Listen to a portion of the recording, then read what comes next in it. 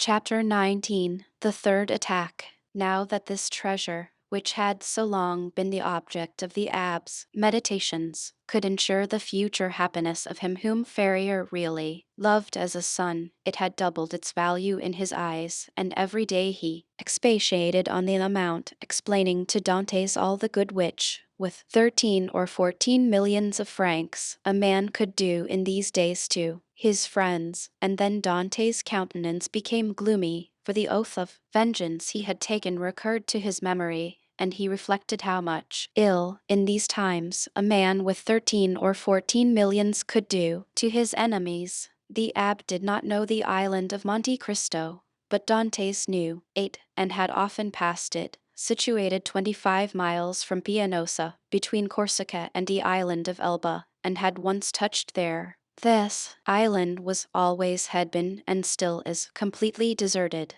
It is a rock of almost conical form, which looks as though it had been thrust up by volcanic force from the depth to the surface of the ocean. Dantes drew a plan of the island for Feria, and Feria gave Dantes advice as to the means he should employ to recover the treasure. But Dantes was far from being as enthusiastic and confident as the old man. It was past a question now that Feria was not a lunatic, and the way in which he had achieved the discovery which had given rise to the suspicion of his madness increased Edmund's admiration of him. But at the same time, Dantes could not believe that the deposit, supposing it had ever existed, still existed, and though he considered the treasure as by no means chimerical, he yet believed it was no longer there. However, as if fate resolved on depriving the prisoners of their last chance and making them understand that they were condemned to perpetual imprisonment, a new misfortune befell them. The gallery on the sea side, which had long been in ruins, was rebuilt.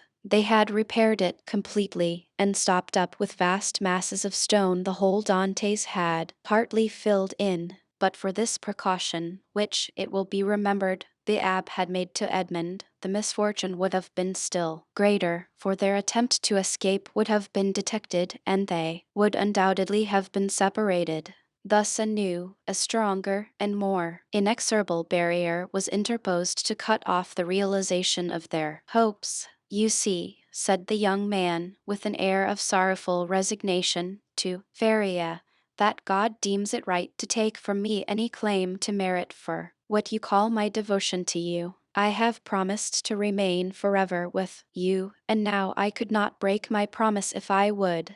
The treasure will be no more mine than yours, and neither of us will quit this prison. But my real treasure is not that, my dear friend, which awaits me beneath the somber rocks of Monte Cristo. It is your presence, our living together 5 or 6 hours a day, in spite of our jailers. It is the rays of intelligence you have elicited from my brain, the languages you have implanted in my memory, and which have taken root there with all their philological ramifications. These different sciences that you have made so easy to me by the depth of the knowledge you possess of them, and the clearness of the principles to which you have reduced them. This is my treasure, my beloved friend, and with this you have made me rich and happy. Believe me, and take comfort. This is better for me than tons of gold and cases of diamonds. Evening were they not as problematical as the clouds we see in the morning floating over the sea, which we take for terra firma, and which evaporate and vanish as we draw near to them. To have you as long as possible near me, to hear your eloquent speech, which embellishes my mind, strengthens my soul, and makes my whole frame capable of great and terrible things, if I should ever be free, so fills my whole existence that the despair to which I was just on the point of yielding when I knew you has no longer any hold over me. And this is my fortune, not chimerical, but actual. I owe you my real good, my present happiness, and all the sovereigns of the earth. Evening Caesar Borgia himself could not deprive me of this. Thus, if not actually happy, yet the days these two unfortunates passed together went quickly. Feria, who for so long a time had kept silence as to the treasure, now perpetually talked of it, as he had prophesied would be the case. He remained paralyzed in the right arm and the left leg, and had given up all hope of ever enjoying it himself. But he was continually thinking over some means of escape for his young companion, and anticipating the pleasure he would enjoy. For fear the letter may be some day lost or stolen, he compelled Dantes to learn it by heart, and Dantes knew it from the first to the last word. Then he destroyed the second portion, assured that if the first were seized, no one would be able to discover its real meaning. Whole hours sometimes passed while Feria was giving instructions to Dantes, instructions which were to serve him when he was at liberty. Then, once free from the day and hour and moment when he was so, he could have but one only thought, which was to gain Monte Cristo by some means and remain there alone under some pretext which would arouse no suspicions, and once there, to endeavor to find the wonderful caverns and search in the appointed spot, be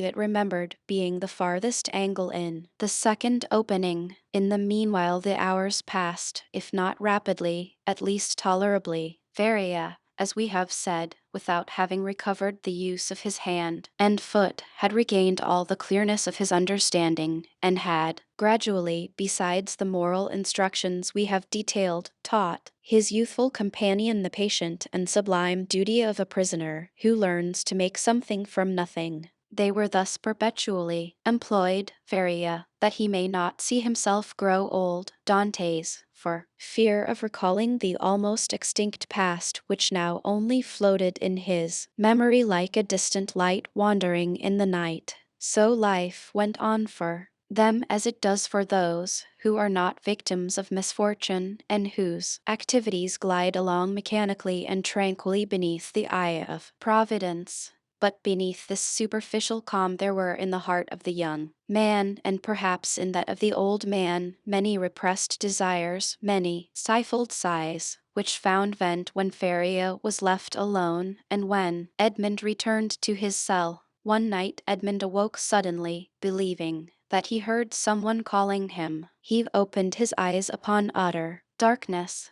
His name, or rather a plaintive voice which essayed to pronounce his name, reached him. He sat up in bed, and a cold sweat broke out upon his brow. Undoubtedly the call came from Feria's dungeon. Alas, murmured Edmund, can it be? He moved his bed, drew up the stone, rushed into the passage, and reached the opposite extremity. The secret entrance was open. By the light of the wretched and wavering lamp of which we have spoken, Dantes saw the old man, pale but yet erect, clinging to the bedstead.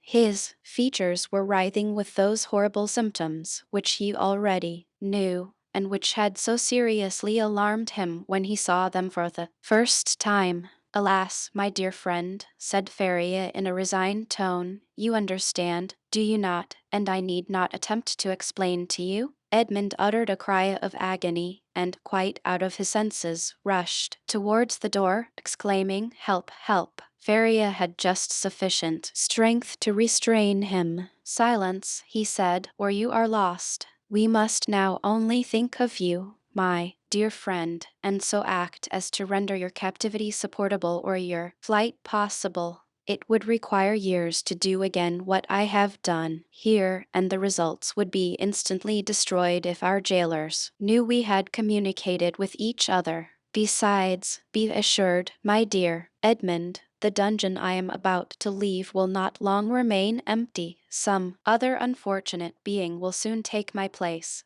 and to him you will appear like an angel of salvation. Perhaps he will be young, strong, and enduring, like yourself, and will aid you in your escape, while I have been but a hindrance. You will no longer have half a dead body tied to you as a drag to all your movements. At length Providence has done something for you. He restores to you more than he takes away, and it was time I should die. Edmund could only clasp his hands and exclaim, oh, my friend, speak not thus. And then resuming all his presence of mind, which had for a moment staggered under this blow, and his strength, which had failed at the words of the old man, he said, "Oh, I have saved you once, and I will save you a second time." And raising the foot of the bed, he drew out the phial, still a third filled with the red liquor. "See," he exclaimed, "there remains still some of the magic draught. Quick, quick, tell me what I must do this time. Are there any fresh instructions? Speak, my friend, I listen." "There is not a hope," replied Feria, shaking his head, "but no matter. God wills it that man whom he has created, and in whose heart he has so profoundly rooted the love of life, should do all in his power to preserve that existence which, however painful it may be, is yet always so dear." "Oh, yes, yes," exclaimed Dantes, "and I tell you that I will save you yet." "Well, then, try." The cold gains upon me. I feel the blood flowing towards my brain. These horrible chills, which make my chest chatter and seem to dislocate my bones, begin to pervade my whole frame. In 5 minutes the malady will reach its height, and in a quarter of an hour there will be nothing left of me but a corpse. "Oh," exclaimed Dantes, his heart wrung with anguish, "do as you did before, only do not wait so long. All the springs of life are now exhausted in me, and death," he continued, looking at his paralyzed arm and leg, "has but half its work to do. If, after having made me swallow 12 drops instead of 10, you see that I do not recover, then pour the rest down my throat. Now lift me on my bed, for I can no longer support myself."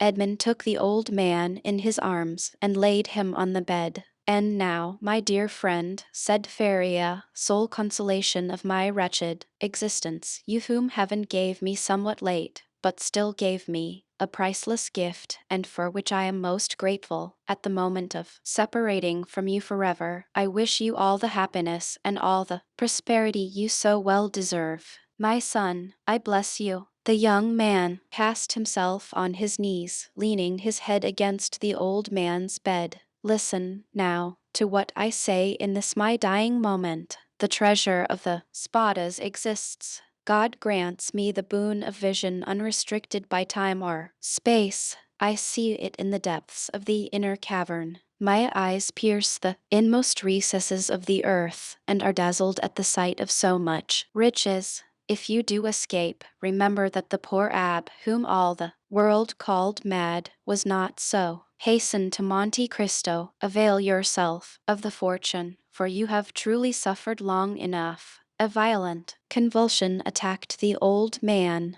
Dantes raised his head and saw Feria's eyes injected with blood. It seemed as if a flow of blood had ascended from the chest to the head. "Adieu, adieu," murmured the old man, clasping Edmund's hand convulsively. "Adieu." "Oh, no, no, not yet," he cried. "Do not forsake me. Oh, succor him. Help, help, help." "Hush, hush," murmured the dying man, "that they may not separate us if you save me. You are right. Oh, yes, yes, be assured I shall save you. Besides, although you suffer much, you do not seem to be in such agony as you were before. Do not mistake, I suffer less because there is in me less strength to endure. At your age we have faith in life. It is the privilege of youth to believe and hope, but old men see death more clearly. Oh, it is here, it is here, it is over. My sight is gone, my senses fail. Your hand, Dantes. Adieu, adieu." And raising himself by a final effort, in which he summoned all his faculties, he said, "Monte Cristo, forget not Monte Cristo." And he fell back on the bed. The crisis was terrible, and a rigid form with twisted limbs, swollen eyelids, and lips flecked with bloody foam lay on the bed of torture, in place of the intellectual being who so lately rested there. Dantes took the lamp, placed it on a projecting stone above the bed, from where its tremulous light fell with strange and fantastic ray on the distorted countenance and motionless, stiffened body. With steady gaze, he awaited confidently the moment for administering the restorative. When he believed that the right moment had arrived, he took the knife, pried open the tess, which offered less resistance than before, counted, one after the other 12 drops, and watched. The phial contained, perhaps, twice as much more. He waited 10 minutes, a quarter of an hour, half an hour. No change took place. Trembling, his hair erect, his brow bathed with perspiration, he counted the seconds by the beating of his heart. Then he thought it was time to make the last trial, and he put the phial to the purple lips of Feria, and without having occasion to force open his jaws, which had remained extended, he poured the whole of the liquid down his throat. The draught produced a galvanic effect. A violent trembling pervaded the old man's limbs. His eyes opened until it was fearful to gaze upon them. He heaved a sigh which resembled a shriek, and then his convulsed body returned gradually to its former immobility, the eyes remaining open. Half an hour, an hour and a half elapsed, and during this period of anguish, Edmund leaned over his friend, his hand applied to his heart, and felt the body gradually grow cold and the heart's pulsation become more and more deep and dull, until at length it stopped. The last movement of the heart ceased, the face became livid, the eyes remained open, but the eyeballs were glazed. It was 6 o'clock in the morning. The dawn was just breaking, and its feeble ray came into the dungeon and paled the ineffectual light of the lamp. Strange shadows passed over the countenance of the dead man and at times gave it the appearance of life. While the struggle between day and night lasted, Dante still doubted. But as soon as the daylight gained the preeminence, he saw that he was alone with a corpse. Then an invincible and extreme terror seized upon him, and he dared not again press the hand that hung out of bed. He dared no longer to gaze on those fixed and vacant eyes, which he tried many times to close, but in vain. They opened again as soon as shut. He extinguished the lamp, carefully concealed it, and then went away, closing as well as he could the entrance to the secret passage by the large stone as he descended. It was time, for the jailer was coming. On this occasion he began his rounds at Dante's cell, and on leaving him he went on to Feria's dungeon, taking their breakfast and some linen. Nothing betokened that the man knew anything of what had occurred. He went on his way. Dante's was then seized with an indescribable desire to know what was going on in the dungeon of his unfortunate friend. He therefore returned by the subterraneous gallery, and arrived in time to hear the exclamations of the turnkey who called out for help. Other turnkeys came, and then was heard the regular tramp of soldiers. Last of all came the governor. Edmund heard the creaking of the bed as they moved the corpse, heard the voice of the governor, who asked them to throw water on the dead man's face, and seeing that, in spite of this application, the prisoner did not recover, they sent for the doctor. The governor then went out, and words of pity fell on Dante's listening ears, mingled with brutal laughter. "Well, well," said one, "the madman has gone to look after his treasure. Good journey to him. With all his millions, he will not have enough to pay for his shroud," said another. "Oh," added a third voice, "the shrouds of the shadow diff are not dear." "Perhaps," said one of the previous speakers, "as he was a churchman, they may go to some expense in his behalf. They may give him the honors of the sack." Edmund did not lose a word, but comprehended very little of what was said.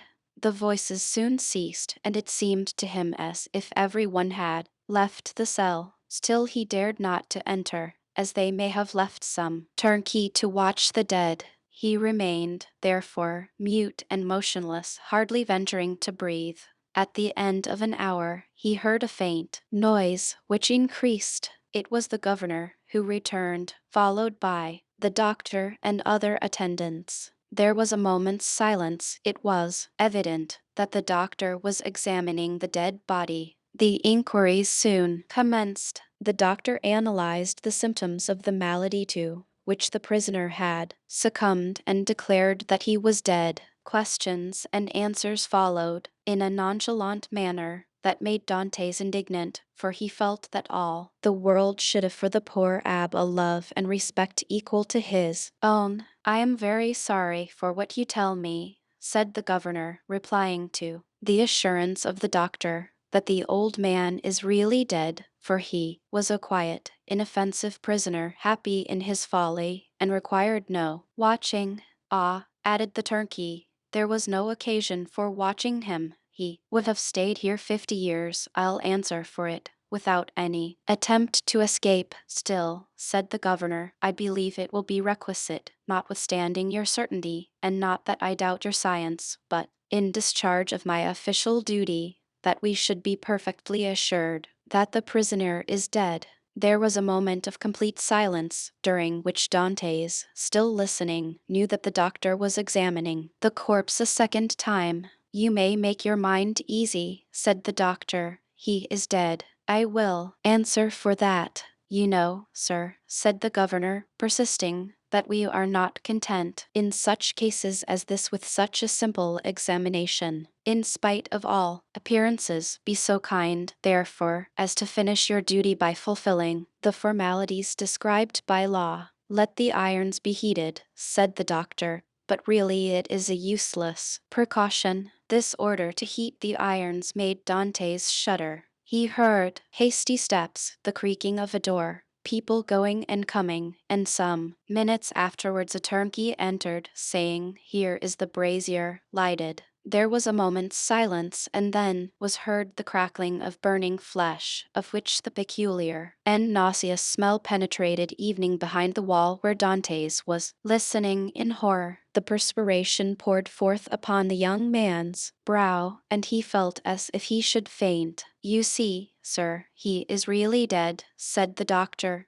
"This burn in the heel is decisive. The poor fool is cured of his folly, and delivered from his captivity." "Wasn't his name Feria?" inquired one of the officers who accompanied the governor. "Yes, sir, and as he said, it was an ancient name. He was, too, very learned and rational enough on all points which did not relate to his treasure, but on that, truly, he was intractable." "It is the sort of malady which we call monomania," said the doctor. "You had never anything to complain of?" said the governor to the jailer, who had charge of the app.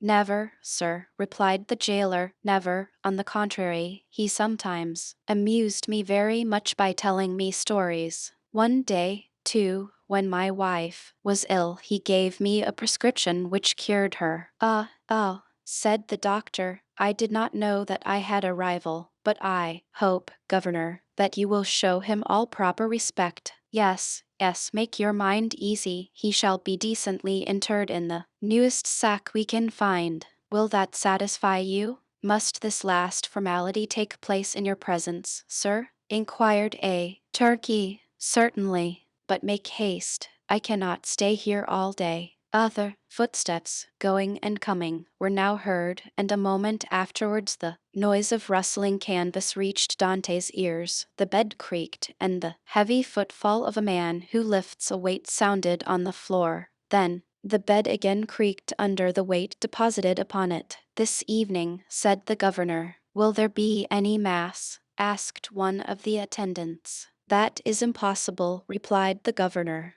"The chaplain of the shadow came to me yesterday to beg for leave of absence, in order to take a trip to Hyères for a week. I told him I would attend to the prisoners in his absence. If the poor abbe had not been in such a hurry, he may have had his requiem." "Pooh," said the doctor, with the impiety usual in persons of his profession. "He is a churchman. God will respect his profession, and not give the devil the wicked delight of sending him a priest." A shout of laughter followed this brutal jest. Meanwhile the operation of putting the body in the sack was going on. "This evening," said the governor, when the task was ended. "At what hour?" inquired a turnkey. "Why, about 10 or 11 o'clock." "Shall we watch by the corpse?" "Of what use would it be? Shut the dungeon as if he were alive. That is all." Then the steps retreated, and the voices died away in the distance.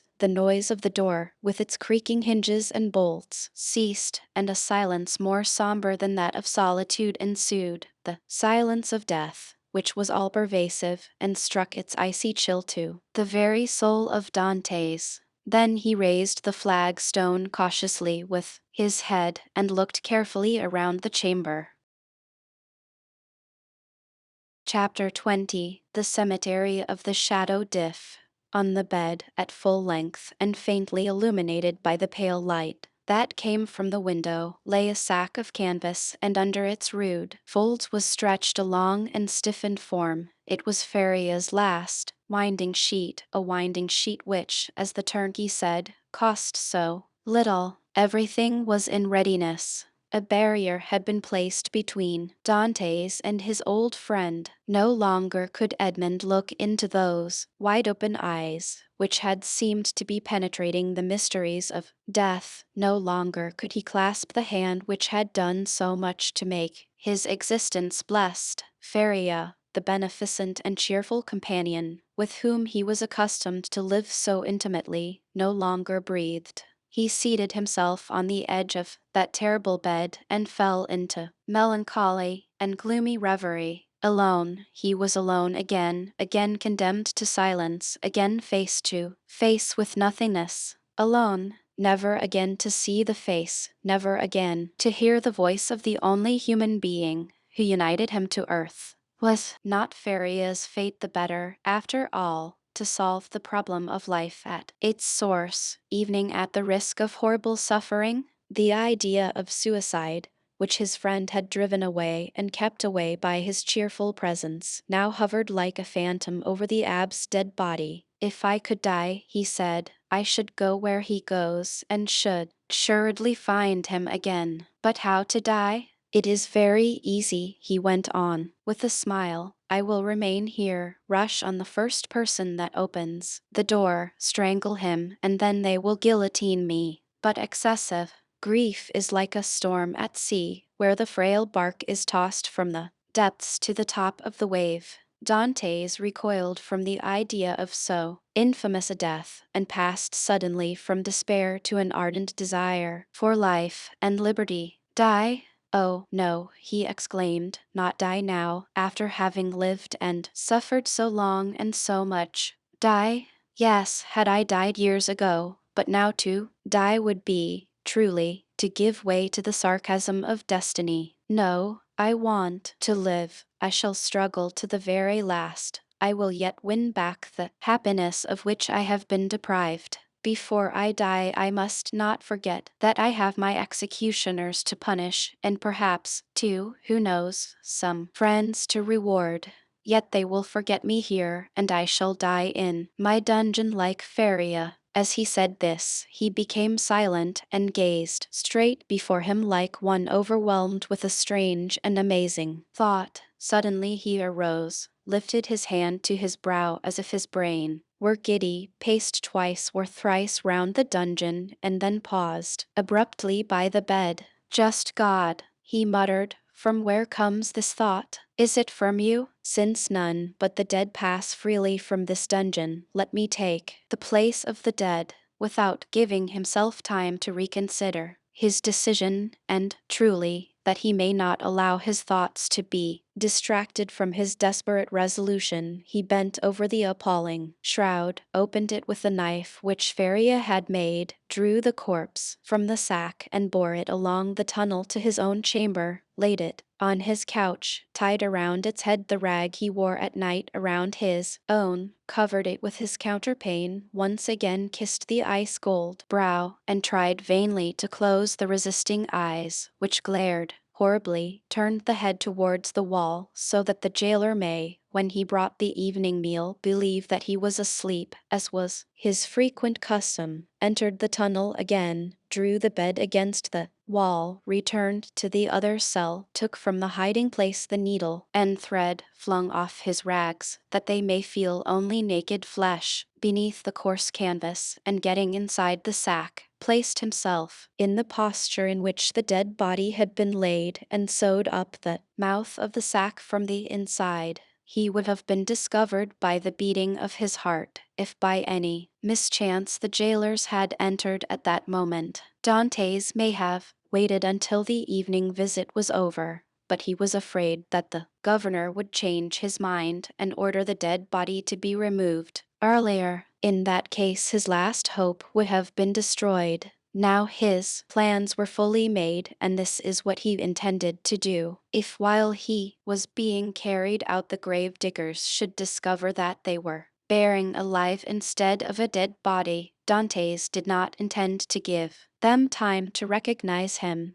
But with a sudden cut of the knife, he meant to open the sack from top to bottom, and profiting by their alarm, escape. If they tried to catch him, he would use his knife to better purpose. If they took him to the cemetery and laid him in a grave, he would allow himself to be covered with earth, and then, as it was night, the grave-diggers could scarcely have turned their backs before he would have worked his way through the yielding soil and escaped. He hoped that the weight of earth would not be so great that he could not overcome it. If he was detected in this and the earth proved too heavy, he would be stifled, and then, so much the better, all would be over. Dantes had not eaten since the preceding evening, but he had not thought of hunger, nor did he think of it now. His situation was too precarious to allow him evening time to reflect on any thought but one. The first risk that Dantes ran was that the jailer, when he brought him his supper at 7 o'clock, may perceive the change that had been made, fortunately 20 times at least, from misanthropy or fatigue. Dantes had received his jailer in bed, and then the man placed his bread and soup on the table and went away without saying a word. This time, the jailer may not be as silent as usual, but speak to Dantes, and, seeing that he received no reply, go to the bed and thus discover all. When 7 o'clock came, Dante's agony really began. His hand placed upon his heart was unable to redress its throbbings, while, with the other he wiped the perspiration from his temples. From time to time, chills ran through his whole body and clutched his heart in a grasp of ice. Then he thought he was going to die. Yet the hours passed on without any unusual disturbance, and Dantes knew that he had escaped the first peril. It was a good augury. At length, about the hour the governor had appointed, footsteps were heard on the stairs. Edmund felt that the moment had arrived, summoned up all his courage, held his breath, and would have been happy if at the same time he could have repressed the throbbing of his veins. The footsteps, they were double, paused at the door, and Dantes guessed that the two grave-diggers had come to seek him. This idea was soon converted into certainty when he heard the noise they made in putting down the hand beer. The door opened, and a dim light reached Dante's eyes through the coarse sack that covered him. He saw two shadows approach his bed, a third remaining at the door with a torch in its hand. The two men, approaching the ends of the bed, took the sack by its extremities. "He's heavy, though, for an old and thin man," said one, as he raised the head. "They say every year adds half a pound to the weight of the bones," said another, lifting the feet. "Have you tied the knot?" inquired the first speaker. "What would be the use of carrying so much more weight?" was the reply. "I can do that when we get there." "Yes, you're right," replied the companion. "What's the knot for?" thought Dantes. They deposited the supposed corpse on the bier. Edmund stiffened himself in order to play the part of a dead man, and then the party, lighted by the man with the torch who went first, ascended the stairs. Suddenly he felt the fresh and sharp night air, and Dantes knew that the mistral was blowing. It was a sensation in which pleasure and pain were strangely mingled. The bearers went on for 20 paces, then stopped, putting the bier down on the ground. One of them went away, and Dantes heard his shoes striking on the pavement. "Where am I?" he asked himself. "Really, he is by no means a light load," said the other bearer, sitting on the edge of the hand barrow. Dante's first impulse was to escape, but fortunately he did not attempt it.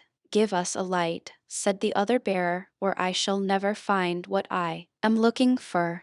The man with the torch complied, although not asked in the most polite terms. What can he be looking for? Thought Edmund. The spade, perhaps. An exclamation of satisfaction indicated that the gravedigger had found the object of his search. Here it is at last, he said, not without some trouble though. Yes, was the answer, but it has lost nothing by waiting. As he said this, the man came towards Edmund, who heard a heavy metallic substance laid down beside him, and at the same moment a cord was fastened round his feet with sudden and painful violence. "Well, have you tied the knot?" inquired the grave digger, who was looking on. "Yes, and pretty tight too, I can tell you," was the answer. "Move on, then," and the bier was lifted once more, and they proceeded. They advanced 50 paces farther and then stopped to open a door, then went forward again. The noise of the waves dashing against the rocks on which the shadow is built reached Dante's ear distinctly as they went forward. "Bad weather,"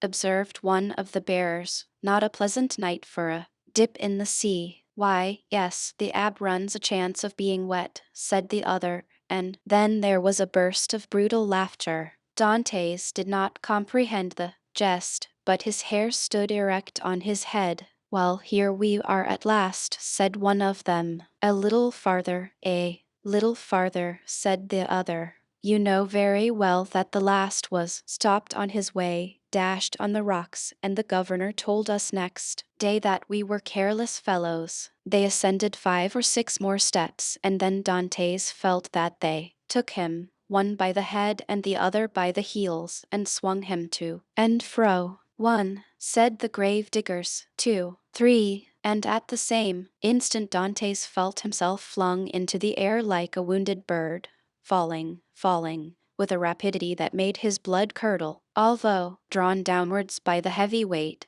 which hastened his rapid descent. It seemed to him as if the fall lasted for a century. At last, with a horrible splash, he darted like an arrow into the ice-cold water, and as he did so he uttered a shrill cry, stifled in a moment by his immersion beneath the waves. Dantes had been flung into the sea and was dragged into its depths by a 36-pound shot tied to his feet.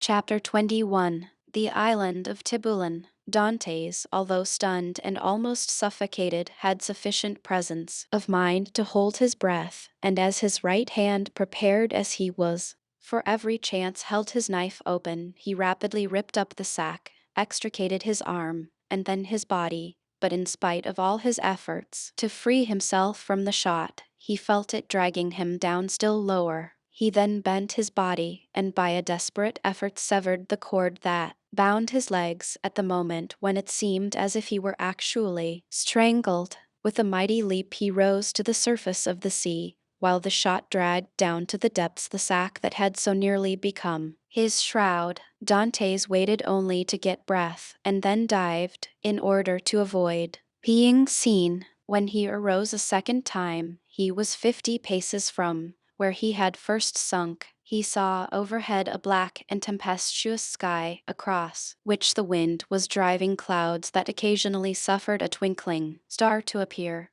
Before him was the vast expanse of waters, somber and terrible, whose waves foamed and roared as if before the approach of a storm. Behind him, blacker than the sea, blacker than the sky, rose, phantom-like, the vast stone structure, whose projecting crags seemed like arms extended to seize their prey, and on the highest rock was a torch lighting 2 figures. He fancied that these 2 forms were looking at the sea. Doubtless these strange grave diggers had heard his cry. Dantes dived again and remained a long time beneath the water. This was an easy feat to him, for he usually attracted a crowd of spectators in the bay before the lighthouse at Marseille when he swam there, and was unanimously declared to be the best swimmer in the port. When he came up, again the light had disappeared. He must now get his bearings. Ratonneau and Pomègue are the nearest islands of all those that surround the Château d'If, but Ratonneau and Pomègue are inhabited. as is also the islet of Dom. Tiburon and Le Maire were therefore the safest for Dante's venture.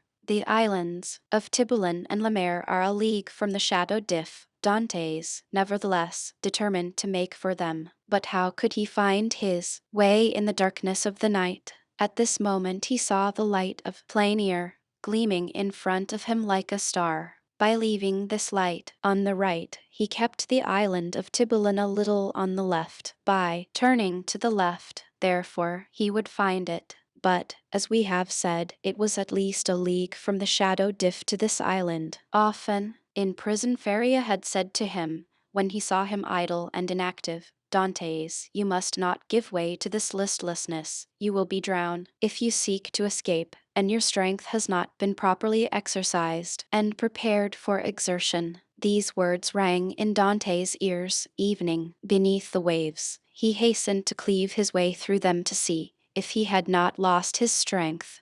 He found with pleasure that his captivity had taken away nothing of his power, and that he was still master of that element on whose bosom he had so often sported as a boy. Fear, that relentless pursuer, clogged Dante's efforts. He listened for any sound that may be audible, and every time that he rose to the top of a wave he scanned the horizon and strove to penetrate the darkness. He fancied that every wave behind him was a pursuing boat, and he redoubled his exertions, increasing rapidly his distance from the shadow, but exhausting his strength.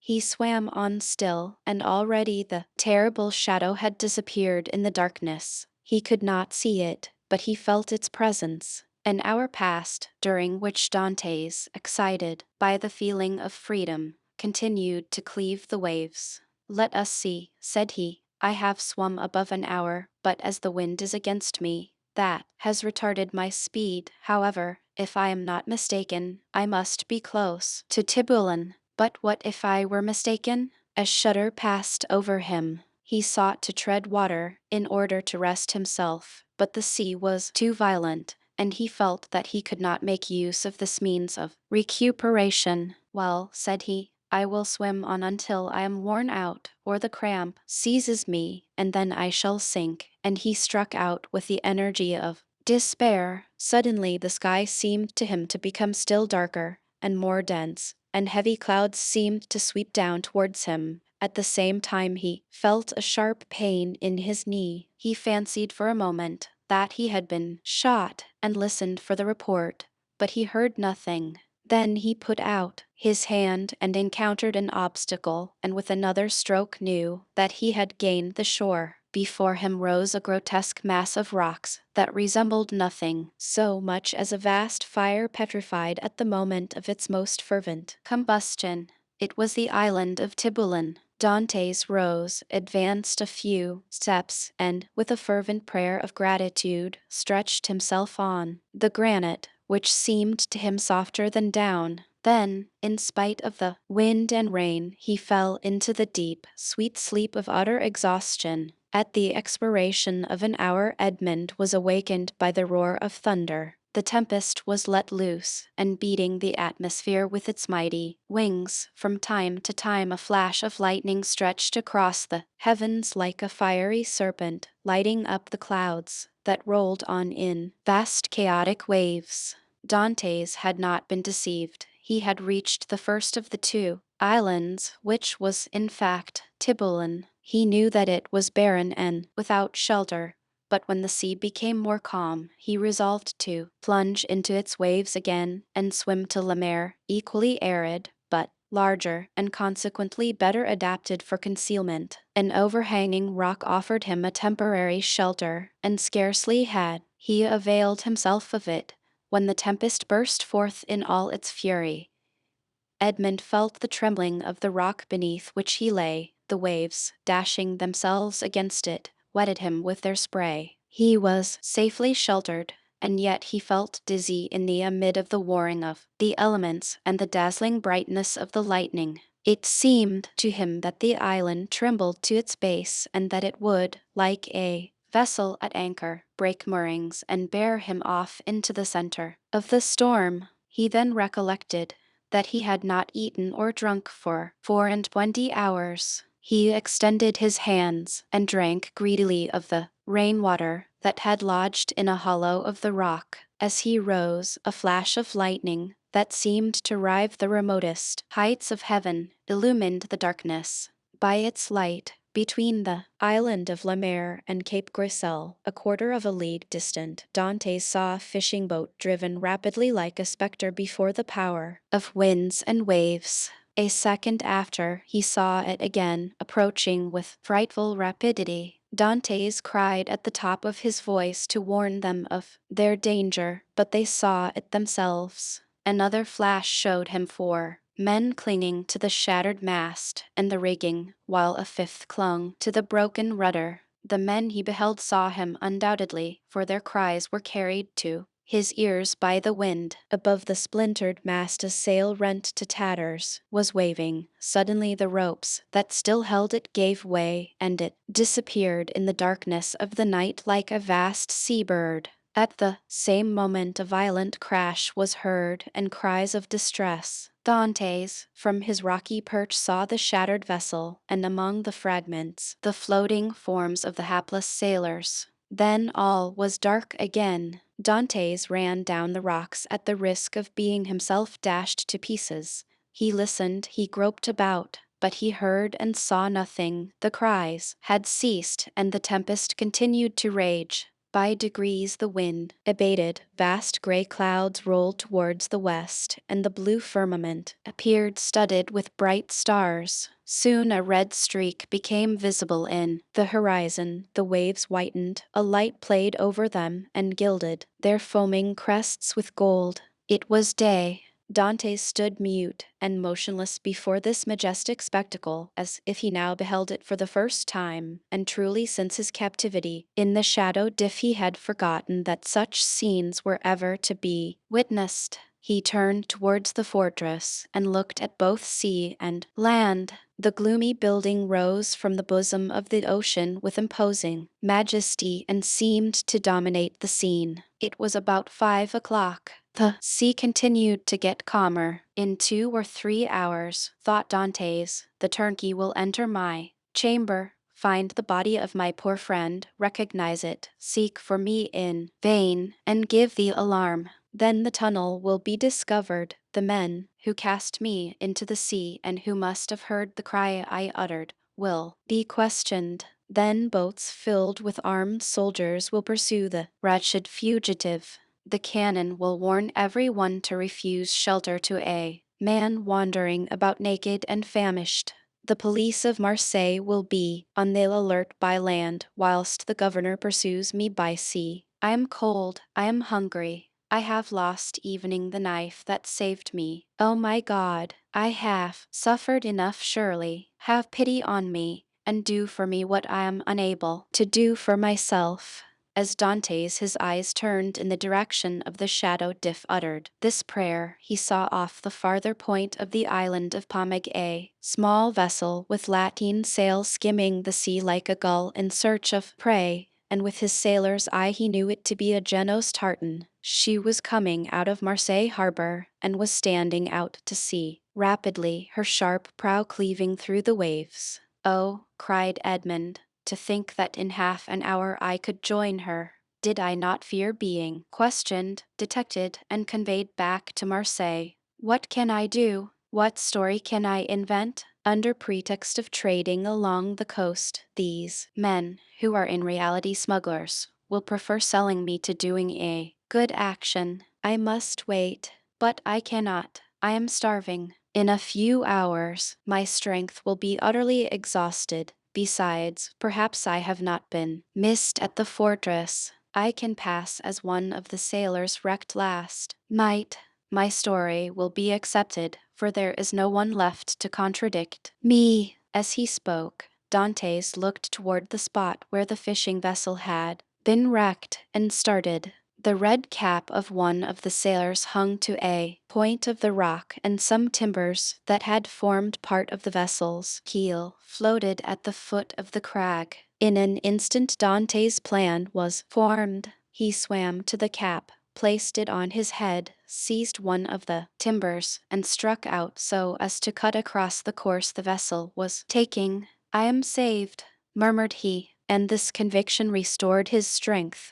He soon saw that the vessel, with the wind dead ahead, was tacking between the Shadow Diff and the Tower of Planier. For an instant he feared lest, instead of keeping inshore, she should stand out to sea. But he soon saw that she would pass, like most vessels bound for Italy, between the islands of Jaros and Calazirani. However, the vessel and the swimmer insensibly neared one another, and in one of its tacks, the tartan bore down within a quarter of a mile of him. He rose on the waves, making signs of distress, but no one on board saw him, and the vessel stood on another tack. Dantes would have shouted, but he knew that the wind would drown his voice. It was then he rejoiced at his precaution in taking the timber, for without it he would have been unable, perhaps, to reach the vessel, certainly to return to shore, should he be unsuccessful in attracting attention. Dantes, though almost sure as to what course the vessel would take, had yet watched it anxiously until it tacked and stood towards him.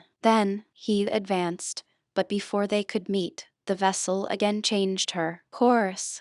By a violent effort he rose half out of the water, waving his cap and uttering a loud shout peculiar to sailors. This time he was both seen and heard, and the tartan instantly steered towards him. At the same time he saw they were about to lower the boat. An instant after, the boat, rowed by two men, advanced rapidly towards him.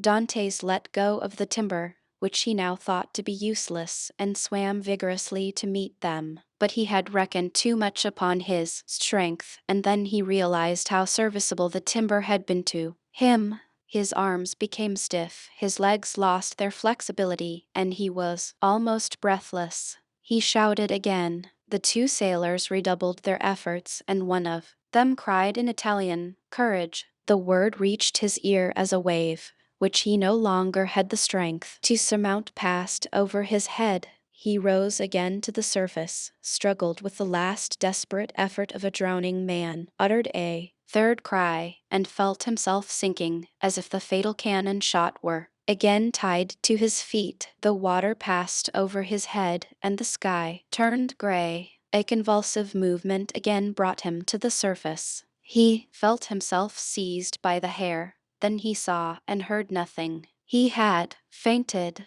When he opened his eyes, Dantes found himself on the deck of the tartan. His first care was to see what course they were taking. They were rapidly leaving the Shadow Diff behind. Dantes was so exhausted that the exclamation of joy he uttered was mistaken for a sigh. As we have said, he was lying on the deck. A sailor was rubbing his limbs with a woolen cloth. Another, whom he recognized as the one who had cried out, "Courage!" held a gourd full of rum to his mouth, while the third, an old sailor, at once the pilot and captain, looked on with that egotistical pity men feel for a misfortune that they have escaped yesterday, and which may overtake them tomorrow. A few drops of the rum restored suspended animation, while the friction of his limbs restored their elasticity. "Who are you?" said the pilot in bad French. "I am," replied Dantes in bad Italian, "a Maltese sailor. We were coming from Syracuse laden with grain. The storm of last night overtook us at Cape Morgan, and we were wrecked on these rocks." "Where do you come from?" "From these rocks that I had the good luck to cling to while our captain and the rest of the crew were all lost.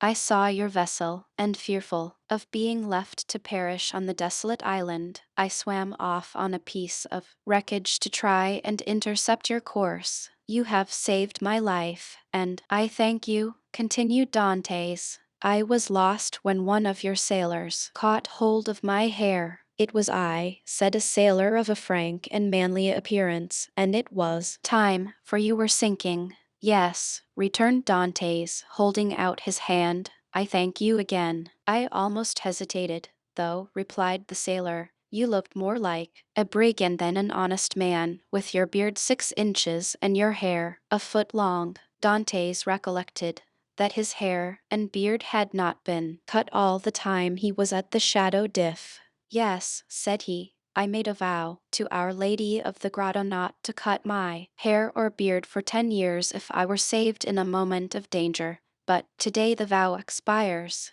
Now what are we to do with you? Said the captain. Alas, anything you please. My captain is dead. I have barely escaped.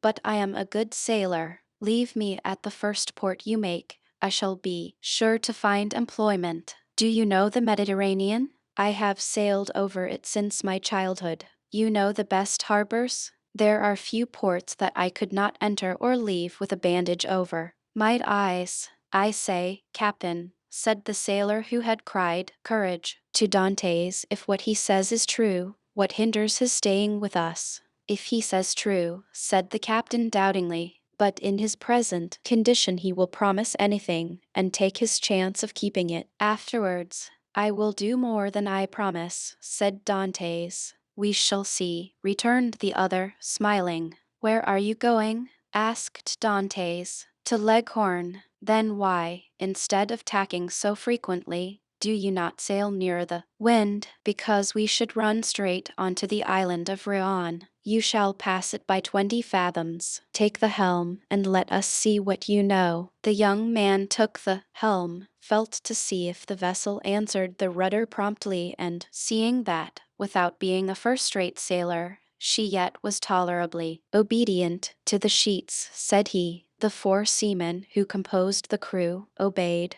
while the pilot looked on. Paul taught. They obeyed. Belay. This order was also executed, and the vessel passed, as Dantes had predicted, 20 fathoms to windward. Bravo, said the captain. Bravo, repeated the sailors, and they all looked with astonishment at this man whose eye now disclosed an intelligence and his body a vigor they had not thought him capable of showing. You see, said Dantes, quitting the helm, I shall be of some use to you, at least during the voyage. If you do not want me at Leghorn, you can leave me there, and I will pay you out of the first wages I get, for my food and the clothes you lend me. Ah, said the captain, we can agree very well if you are reasonable. Give me what you give the others, and it will be all right, returned Dantes. That's not fair, said the seaman who had saved Dantes, for you know more than we do. What is that to you, Jacopo? Returned the captain.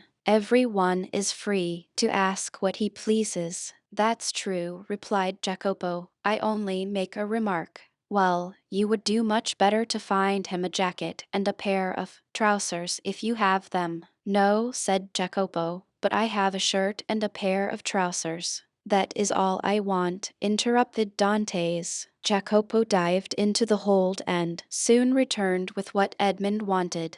Now, then, do you wish for anything else? Said the patron. A piece of bread and another glass of the capital rum I tasted, for I have not eaten or drunk for a long time. He had not tasted food for 40 hours. A piece of bread was brought, and Jacopo offered him the gourd. Larboard your helm, cried the captain to the steersman. Dantes glanced that way as he lifted the gourd to his mouth, then paused with hand in midair. Hollow, what's the matter at the Shadow Diff? Said the captain. A small white cloud, which had attracted Dante's attention, crowned the summit of the bastion of the Shadow Diff. At the same moment the faint report of a gun was heard. The sailors looked at one another. What is this? Asked the captain. A prisoner has escaped from the Shadow Diff, and they are firing. The alarm gun, replied Dantes. The captain glanced at him, but he had lifted the rum to his lips and was drinking it with so much composure that suspicions, if the captain had any, died away. At any rate, murmured he, if it be so much the better, for I have made a rare acquisition. Under pretense of being fatigued, Dantes asked to take the helm. The steersman, glad to be relieved, looked at the captain, and the latter by a sign indicated that he may abandon it to his new comrade. Dantes could thus keep his eyes on Marseille. What is the day of the month? Asked he of Jacopo, who sat down beside him. The 28th of February. In what year? In what year? You ask me in what year? Yes, replied the young man, I ask you in what year. You have forgotten then? I got such a fright last night, replied Dantes, smiling, that I have almost lost my memory. I ask you what year is it? The year 1829, returned Jacopo. It was 14 years day for day since Dante's arrest. He was 19 when he entered the Chateau d'If. He was 33 when he escaped. A sorrowful smile passed over his face. He asked himself what had become of Mercedes, who must believe him dead. Then his eyes lighted up with hatred as he thought of the three men who had caused him so long and wretched a captivity. He renewed against Danglars, Fernand, and Villefort the oath of implacable vengeance he had made in his dungeon. Chapter 22. The Smugglers. Dantes had not been a day on board before he had a very clear idea of the men with whom his lot had been cast. Without having been in the school of the Abbe Faria, the worthy master of the young Amelia, the name of the Genos Tartan knew a smattering of all the tongues spoken on the shores of that large lake called the Mediterranean, from the Arabic to the Provençal, and this, while it spared him interpreters, persons always troublesome and frequently indiscreet, gave him great facilities of communication, either with the vessels he met at sea, with the small boats sailing along the coast, or with the people without name, country, or occupation, who are always seen on the quays of seaports, and who live by hidden and mysterious means which we must suppose to be a direct gift of Providence, as they have no visible means of support. It is fair to assume that Dantes was on board a smuggler. At first the captain had received Dantes on board with a certain degree of distrust. He was very well known to the customs officers of the coast, and as there was between these worthies and himself a perpetual battle of wits, he had at first thought that Dantes may be an emissary of these industrious guardians of rights and duties, who perhaps employed this ingenious means of learning some of the secrets of his trade. But the skillful manner in which Dantes had handled the lugger had entirely reassured him, and then, when he saw the light plume of smoke floating above the bastion of the Chateau d'If, and heard the distant report, he was instantly struck with the idea that he had on board his vessel one whose coming and going, like that of kings, was accompanied with salutes of artillery. This made him less uneasy, it must be owned, than if the newcomer had proved to be a customs officer.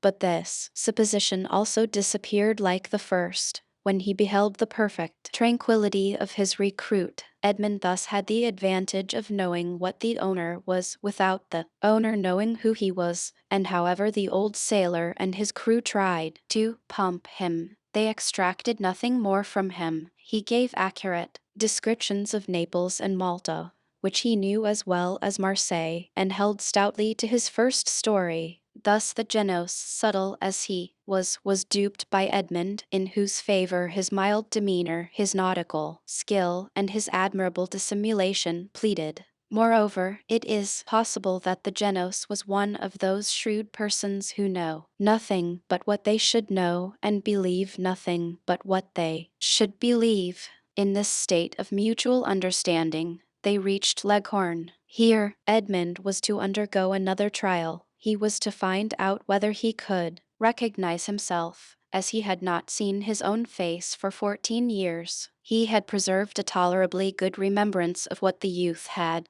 been, and was now to find out what the man had become. His comrades believed that his vow was fulfilled, as he had 20 times touched at Leghorn. He remembered a barber in St. Ferdinand Street. He went there to have his beard and hair cut. The barber gazed in amazement at this man with the long, thick and black hair and beard, which gave his head the appearance of one of Titian's portraits. At this period it was not the fashion to wear so large a beard and hair so long. Now a barber would only be surprised if a man gifted with such advantages should consent voluntarily to deprive himself of them. The Leghorn barber said nothing and went to work. When the operation was concluded, and Edmund felt that his chin was completely smooth, and his hair reduced to its usual length. He asked for a hand, lass. He was now, as we have said, 33 years of age,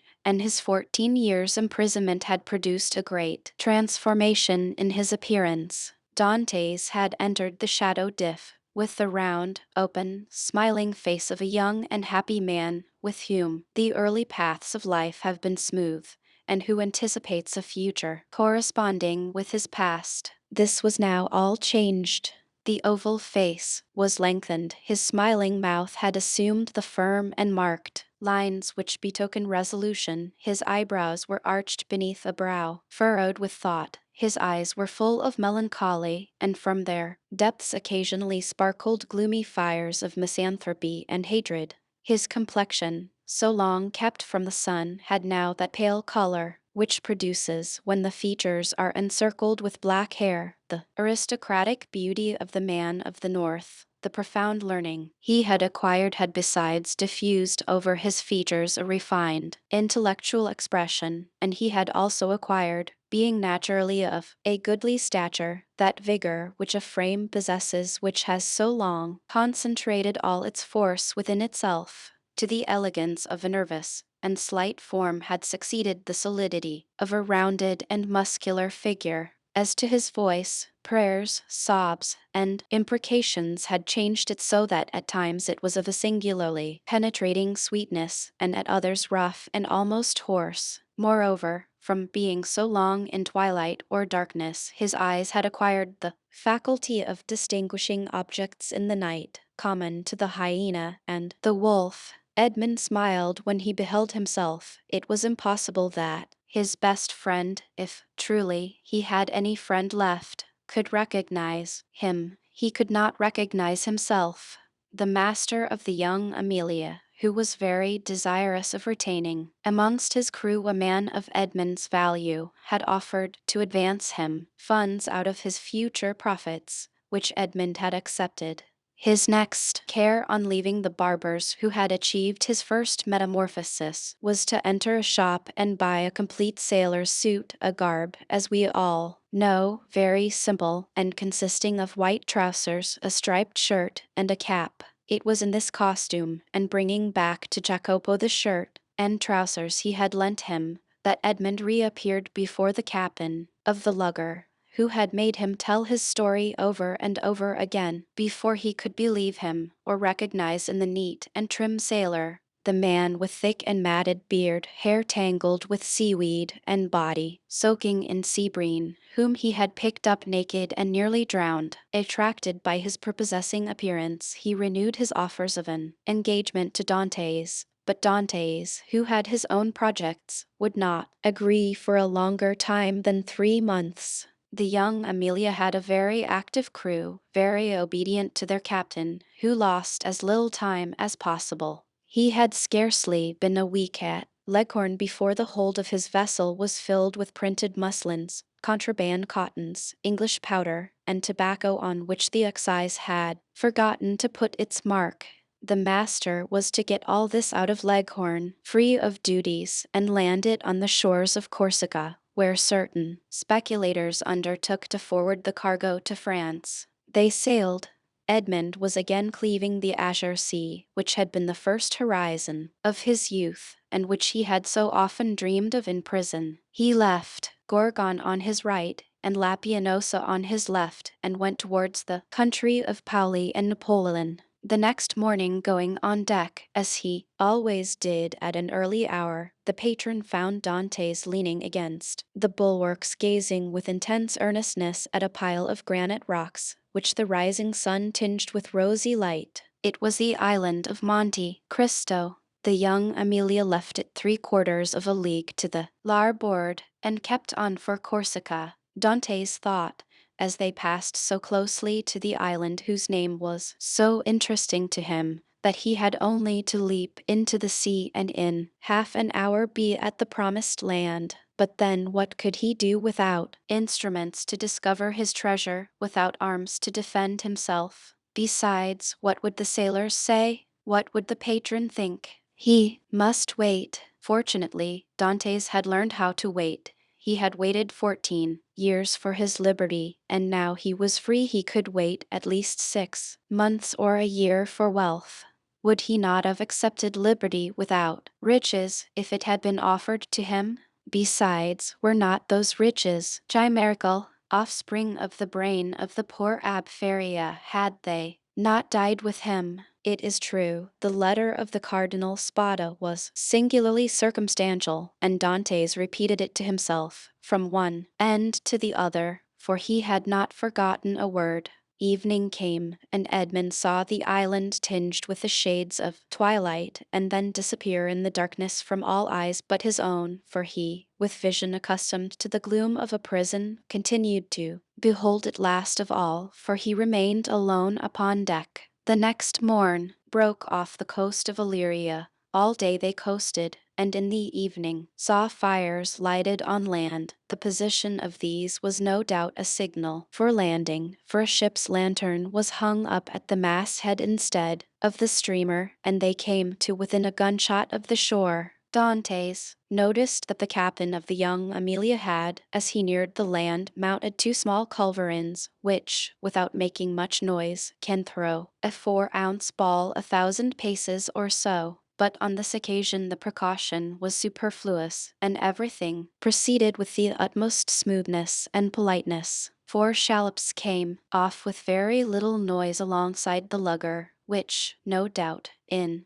acknowledgment of the compliment, lowered her own shallop into the sea, and the 5 boats worked so well that by 2 o'clock in the morning all the cargo was out of the young Amelia and on terra firma. The same night, such a man of regularity was the patron of the young Amelia. The profits were divided, and each man had 100 Tuscan livers, or about 80 francs. But the voyage was not ended. They turned the bowsprit towards Sardinia, where they intended to take in a cargo, which was to replace what had been discharged. The second operation was as successful as the first. The young Amelia was in luck. This new cargo was destined for the coast of the Duchy of Lucca, and consisted almost entirely of Havana cigars, sherry, and Malaga wines. There they had a bit of a skirmish in getting rid of the duties. The excise was, in truth, the everlasting enemy of the patron of the young Amelia. A customs officer was laid low, and 2 sailors wounded. Dantes was one of the latter, a ball having touched him in the left shoulder. Dantes was almost glad of this affray, and almost pleased at being wounded, for they were rude lessons which taught him with what eye he could view danger, and with what endurance he could bear suffering. He had contemplated danger with a smile, and when wounded had exclaimed, with the great philosopher, "Pain, you are not an evil." He had, moreover, looked upon the customs officer wounded to death, and whether from heat of blood produced by the encounter, or the chill of human sentiment, this sight had made but slight impression upon him. Dantes was on the way he desired to follow, and was moving towards the end he wished to achieve. His heart was in a fair way of petrifying in his bosom. Jacopo, seeing him fall, had believed him killed, and rushing towards him raised him up, and then attended to him with all the kindness of a devoted comrade. This world was not then so good as Dr. Pangloss believed it, neither was it so wicked as Dantes thought it, since this man, who had nothing to expect from his comrade but the inheritance of his share of the prize money, manifested so much sorrow when he saw him fall. Fortunately, as we have said, Edmund was only wounded, and with certain herbs gathered at certain seasons and sold to the smugglers by the old Sardinian women, the wound soon closed. Edmund then resolved to try Jacopo, and offered him in return for his attention a share of his prize money, but Jacopo refused it indignantly. As a result of the sympathetic devotion which Jacopo had from the first bestowed on Edmund, the latter was moved to a certain degree of affection, but this sufficed for Jacopo, who instinctively felt that Edmund had a right to superiority of position, a superiority which Edmund had concealed from all others, and from this time the kindness which Edmund showed him was enough for the brave seaman.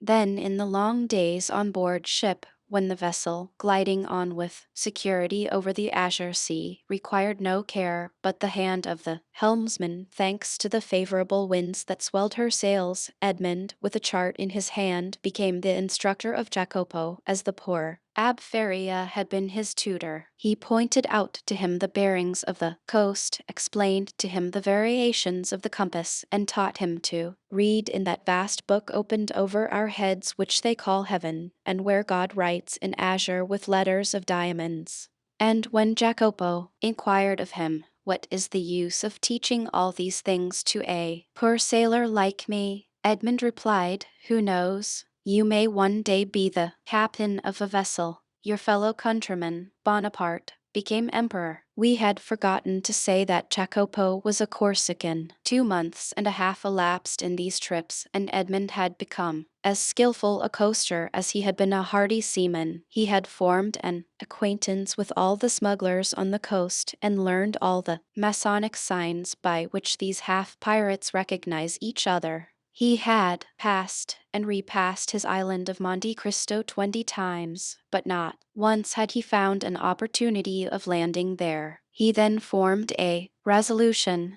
As soon as his engagement with the patron of the young Amelia ended, he would hire a small vessel on his own account, for in his several voyages he had amassed 100 piasters, and under some pretext land at the island of Monte Cristo. Then he would be free to make his researches, not perhaps entirely at liberty, for he would be doubtless watched by those who accompanied him. But in this world we must risk something. Prison had made Edmund prudent, and he was desirous of running no risk whatever. But in vain did he rack his imagination. Fertile as it was, he could not devise any plan for reaching the island without companionship.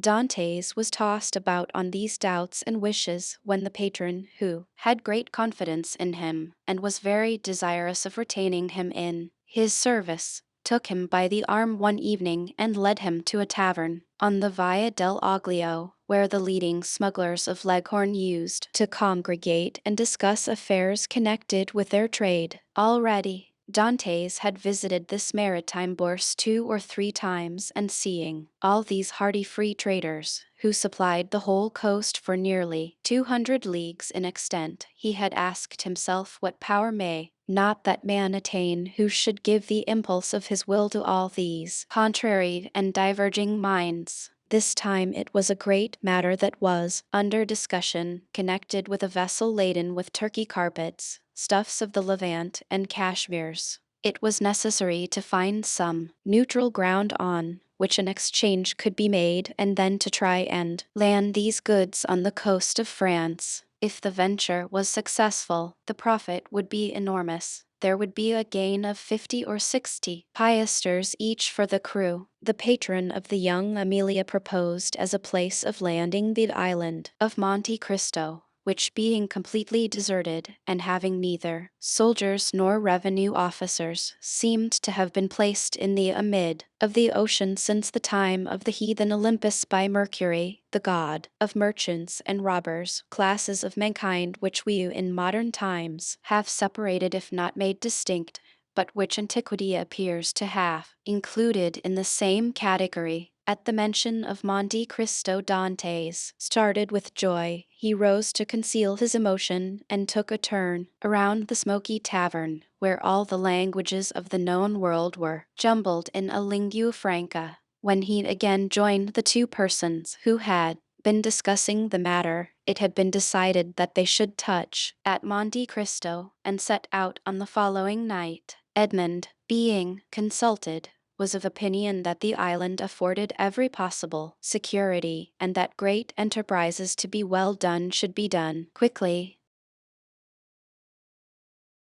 Chapter 23. The Island of Monte Cristo. Thus, at length, by one of the unexpected strokes of fortune which sometimes befall those who have for a long time been the victims of an evil destiny, Dantes was about to secure the opportunity he wished for by simple and natural means, and land on the island without incurring any suspicion. One night more and he would be on his way. The night was one of feverish distraction, and in its progress visions, good and evil, passed through Dante's mind. If he closed his eyes, he saw Cardinal Spada's letter written on the wall in characters of flame. If he slept for a moment, the wildest dreams haunted his brain. He ascended into grottos paved with emeralds, with panels of rubies, and a roof glowing with diamond stalactites. Pearls fell drop by drop as subterranean waters filter in their caves. Edmund, amazed, wonderstruck, filled his pockets with the radiant gems and then returned to daylight,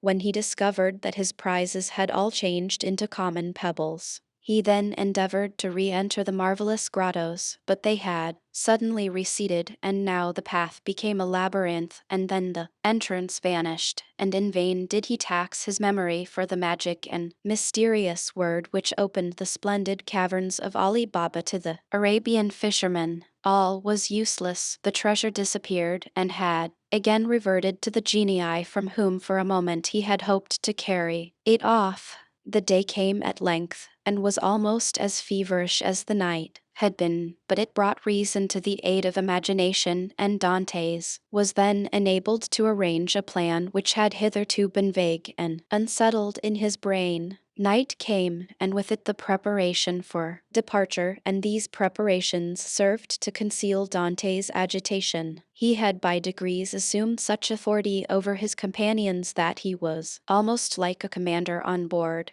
and as his orders were always clear, distinct, and easy of execution, his comrades obeyed him with celerity and pleasure. The old patron did not interfere, for he too had recognized the superiority of Dante's over the crew and himself. He saw in the young man his natural successor, and regretted that he had not a daughter, that he may have bound Edmund to him by a more secure alliance. At 7 o'clock in the evening all was ready, and at 10 minutes past 7 they doubled the lighthouse just as the beacon was kindled. The sea was calm, and with a fresh breeze from the southeast they sailed beneath a bright blue sky, in which God also lighted up in turn his beacon lights, each of which is a world.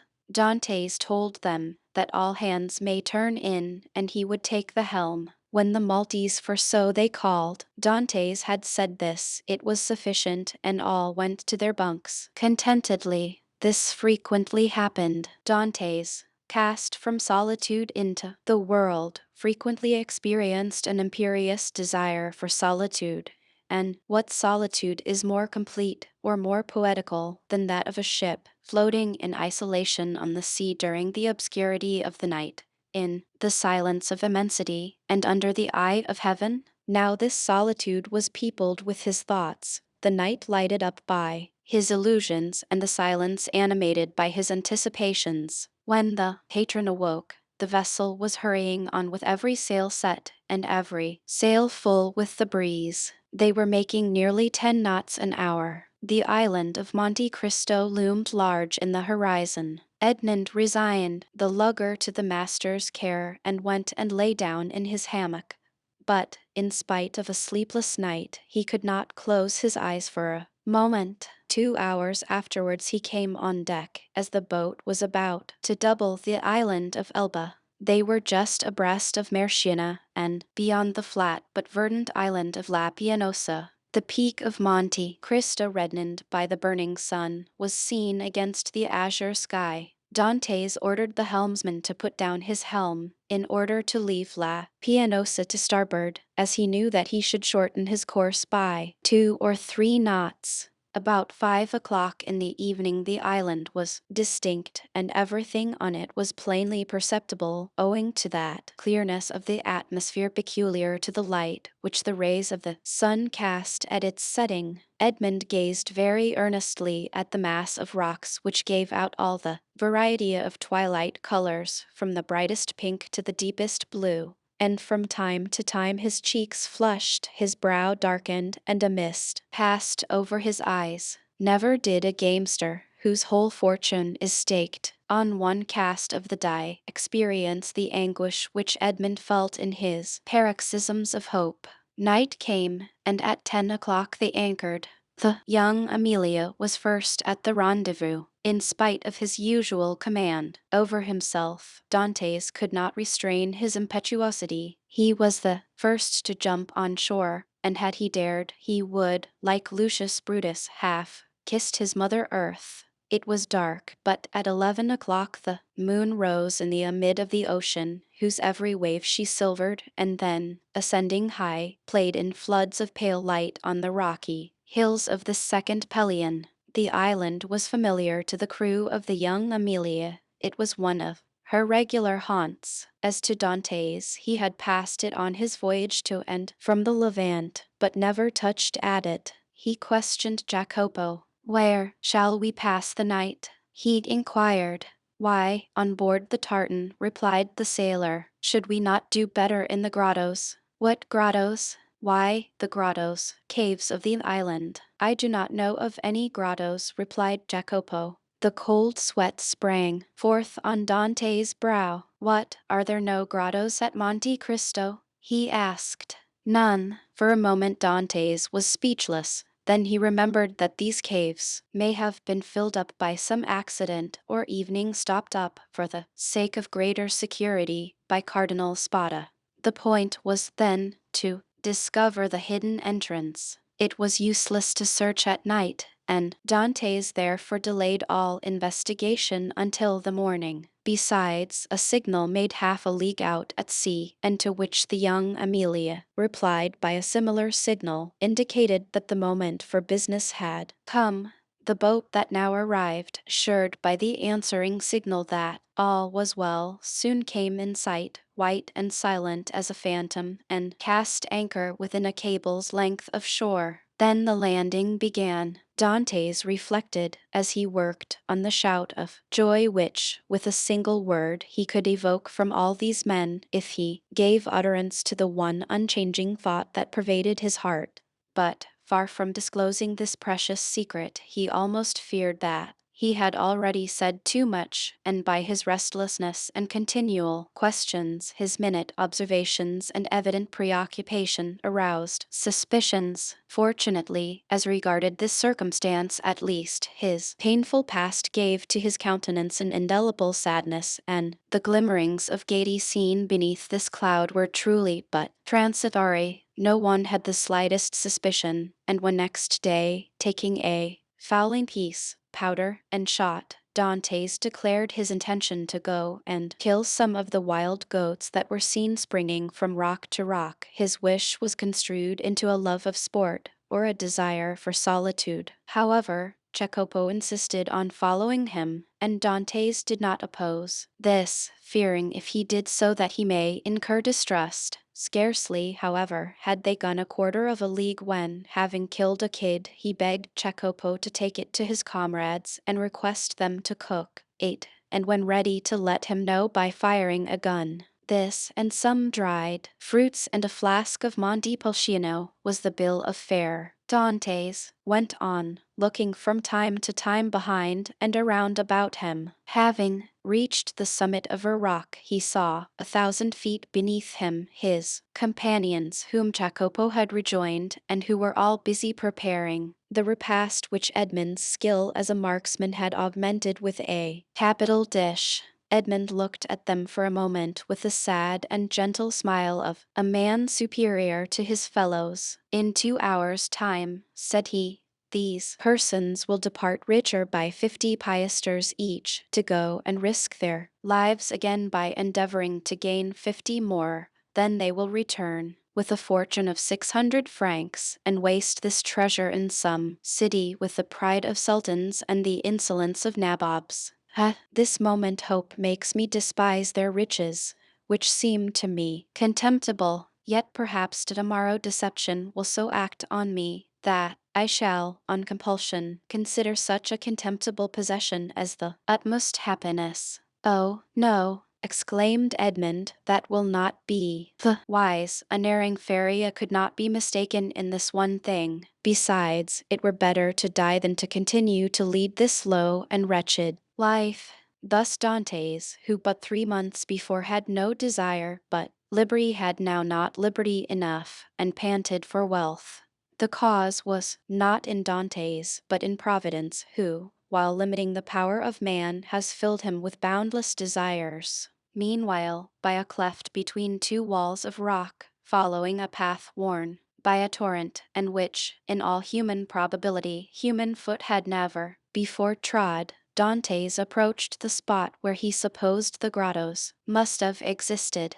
Keeping along the shore and examining the smallest object with serious attention, he thought he could trace, on certain rocks, marks made by the hand of man. Time, which encrusts all physical substances with its mossy mantle, as it invests all things of the mind with forgetfulness, seemed to have respected these signs, which apparently had been made with some degree of regularity and probably with a definite purpose. Occasionally the marks were hidden under tufts of myrtle, which spread into large bushes, laden with blossoms, or beneath parasitical lichen. So Edmund had to separate the branches or brush away the moss to know where the guide marks were. The sight of marks renewed Edmund's fondest hopes. May it not have been the cardinal himself who had first traced them, in order that they may serve as a guide for his nephew in the event of a catastrophe which he could not foresee would have been so complete?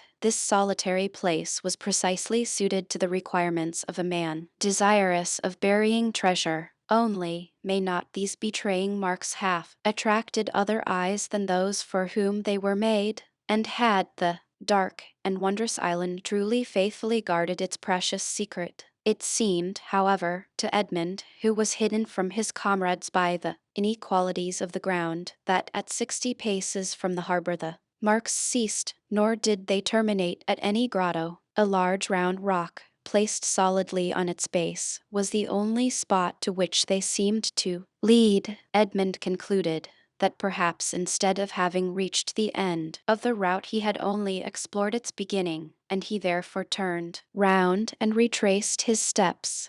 Meanwhile his comrades had prepared the repast, had got some water from a spring, spread out the fruit and bread, and cooked the kid. Just at the moment when they were taking the dainty animal from the spit, they saw Edmund springing with the boldness of a chamois from rock to rock, and they fired the signal agreed upon. The sportsman instantly changed his direction and ran quickly towards them. But evening, while they watched his daring progress, Edmund's foot slipped, and they saw him stagger on the edge of a rock and disappear. They all rushed towards him, for all loved Edmund in spite of his superiority, yet Jacopo reached him first. He found Edmund lying prone, bleeding, and almost senseless. He had rolled down a declivity of 12 or 15 feet. They poured a little rum down his throat, and this remedy, which had before been so beneficial to him, produced the same effect as formerly. Edmund opened his eyes, complained of great pain in his knee, a feeling of heaviness in his head, and severe pains in his loins. They wished to carry him to the shore, but when they touched him, although under Jacopo's directions, he declared, with heavy groans, that he could not bear to be moved. It may be supposed that Dantes did not now think of his dinner, but he insisted that his comrades, who had not his reasons for fasting, should have their meal. As for himself, he declared that he had only need of a little rest, and that when they returned he should be easier. The sailors did not require much urging. They were hungry, and the smell of the roasted kid was very savory, and your tars are not very ceremonious. An hour afterwards they returned. All that Edmund had been able to do was to drag himself about a dozen paces forward to lean against a moss-grown rock, but instead of growing easier, Dante's pains appeared to increase in violence. The old patron, who was obliged to sail in the morning in order to land his cargo on the frontiers of Piedmont and France, between Nice and Fréjus, urged Dantes to try and rise. Edmund made great exertions in order to comply, but at each effort he fell back, moaning and turning pale. "He has broken his ribs," said the commander in a low voice. "No matter, he is an excellent fellow, and we must not leave him. We will try and carry him on board the tartan." Dantes declared, however, that he would rather die where he was than undergo the agony which the slightest movement cost him. Well, said the patron, let what may happen, it shall never be said that we deserted a good comrade like you. We will not go till evening. This very much astonished the sailors, although not one opposed it. The patron was so strict that this was the first time they had ever seen him give up an enterprise or evening delay in its execution. Dantes would not allow that any such infraction of regular and proper rules should be made in his favor. No, no, he said to the patron, I was awkward, and it is just that I pay the penalty of my clumsiness. Leave me a small supply of biscuit, a gun, powder, and balls to kill the kids or defend myself at need, and a pickaxe, that I may build a shelter if you delay in coming back for me. But you'll die of hunger, said the patron. I would rather do so, was Edmund's reply, than suffer the inexpressible agonies which the slightest movement causes me. The patron turned towards his vessel, which was rolling on the swell in the little harbor, and, with sails partly set, would be ready for sea when her toilet should be completed. What are we to do, Maltese? Asked the captain. We cannot leave you here so, and yet we cannot stay. Go, go, exclaimed Dantes. We shall be absent at least a week, said the patron, and then we must run out of our course to come here and take you up again. Why, said Dantes, if in 2 or 3 days you hail any fishing boat, desire them to come here to me. I will pay 25 piasters for my passage back to Leghorn. If you do not come across one, return for me. The patron shook his head. Listen, Captain Baldy, there's one way of settling this, said Jacopo. Do you go, and I will stay and take care of the wounded man. And give up your share of the venture, said Edmund, to remain with me. Yes, said Jacopo, and without any hesitation. You are a good fellow and a kind-hearted messmate, replied Edmund, and heaven will recompense you for your generous intentions. But I do not wish any one to stay with me. A day or 2 of rest will set me up, and I hope I shall find among the rocks certain herbs most excellent for bruises. A peculiar smile passed over Dante's lips. He squeezed Jacopo's hand warmly, but nothing could shake his determination to remain alone. The smugglers left with Edmund what he had requested and set sail, but not without turning about several times, and each time making signs of a cordial farewell, to which Edmund replied with his hand only, as if he could not move the rest of his body. Then, when they had disappeared, he said with a smile, it is strange that it should be among such men that we find proofs of friendship and devotion. Then he dragged himself cautiously to the top of a rock, from which he had a full view of the sea, and from there he saw the tartan complete her preparations for sailing, weigh anchor, and balancing herself as gracefully as a waterfowl before it takes to the wing, set sail. At the end of an hour she was completely out of sight. At least, it was impossible for the wounded man to see her any longer from the spot where he was. Then Dantes rose more agile and light than the kid among the myrtles and shrubs of these wild rocks, took his gun in one hand, his pickaxe in the other, and hastened towards the rock on which the marks he had noted terminated.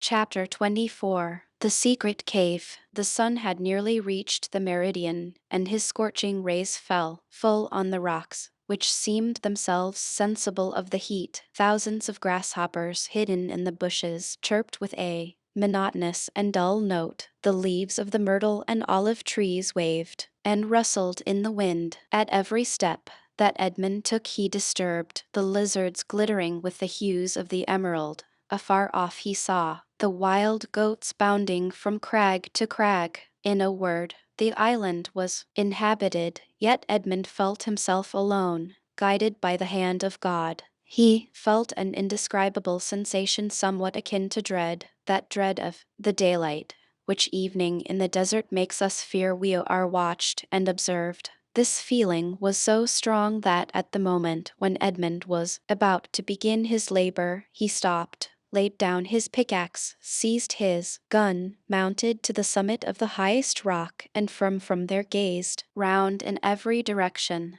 But it was not upon Corsica, the very houses of which he could distinguish, or on Sardinia, or on the island of Elba, with its historical associations, or upon the almost imperceptible line that to the experienced eye of a sailor alone revealed the coast of Genoa, the proud, and Leghorn the commercial, that he gazed. It was at the brigantine that had left in the morning, and the tartan that had just set sail, that Edmund fixed his eyes. The first was just disappearing in the Straits of Bonifacio, the other, following an opposite direction, was about to round the island of Corsica. This sight reassured him. He then looked at the objects near him. He saw that he was on the highest point of the island, a statue on this vast pedestal of granite, nothing human appearing in sight, while the blue ocean beat against the base of the island and covered it with a fringe of foam. Then he descended with cautious and slow step, for he dreaded lest an accident similar to that he had so adroitly feigned should happen in reality. Dantes, as we have said, had traced the marks along the rocks, and he had noticed that they led to a small creek, which was hidden like the bath of some ancient nymph. This creek was sufficiently wide at its mouth and deep in the center to admit of the entrance of a small vessel of the lugger class, which would be perfectly concealed from observation. Then, following the clue that, in the hands of the Abbe Feria, had been so skillfully used to guide him through the Daedalian labyrinth of probabilities, he thought that the Cardinal Spada, anxious not to be watched, had entered the creek, concealed his little bark, followed the line marked by the notches in the rock, and at the end of it had buried his treasure. It was this idea that had brought Dantes back to the circular rock. One thing only perplexed Edmund and destroyed his theory. How could this rock, which weighed several tons, have been lifted to this spot without the aid of many men? Suddenly an idea flashed across his mind. Instead of raising it, thought he, they have lowered it, and he sprang from the rock in order to inspect the base on which it had formerly stood. He soon perceived that a slope had been formed, and the rock had slid along this until it stopped at the spot it now occupied. A large stone had served as a wedge, flints and pebbles had been inserted around it so as to conceal the orifice. This species of masonry had been covered with earth, and grass and weeds had grown. There, moss had clung to the stones, myrtle bushes had taken root, and the old rock seemed fixed to the earth. Dantes dug away the earth carefully and detected, or fancied he detected, the ingenious artifice. He attacked this wall, cemented by the hand of time, with his pickaxe. After 10 minutes' labor the wall gave way, and a hole large enough to insert the arm was opened. Dantes went and cut the strongest olive tree he could find, stripped off its branches, inserted it in the hole, and used it as a lever. But the rock was too heavy and too firmly wedged to be moved by any one man, or he Hercules himself. Dantes saw that he must attack the wedge. But how? He cast his eyes around and saw the horn full of powder, which his friend Jacopo had left him. He smiled. The infernal invention would serve him for this purpose. With the aid of his pickaxe, Dantes, after the manner of a labor-saving pioneer, dug a mine between the upper rock and the one that supported it, filled it with powder, then made a match. By rolling his handkerchief in saltpeter, he lighted it and retired. The explosion soon followed. The upper rock was lifted from its base by the terrific force of the powder. The lower one flew into pieces. Thousands of insects escaped from the aperture Dantes had previously formed, and a huge snake, like the guardian demon of the treasure, rolled himself along in darkening coils and disappeared. Dantes approached the upper rock, which now, without any support, leaned towards the sea. The intrepid treasure-seeker walked round it,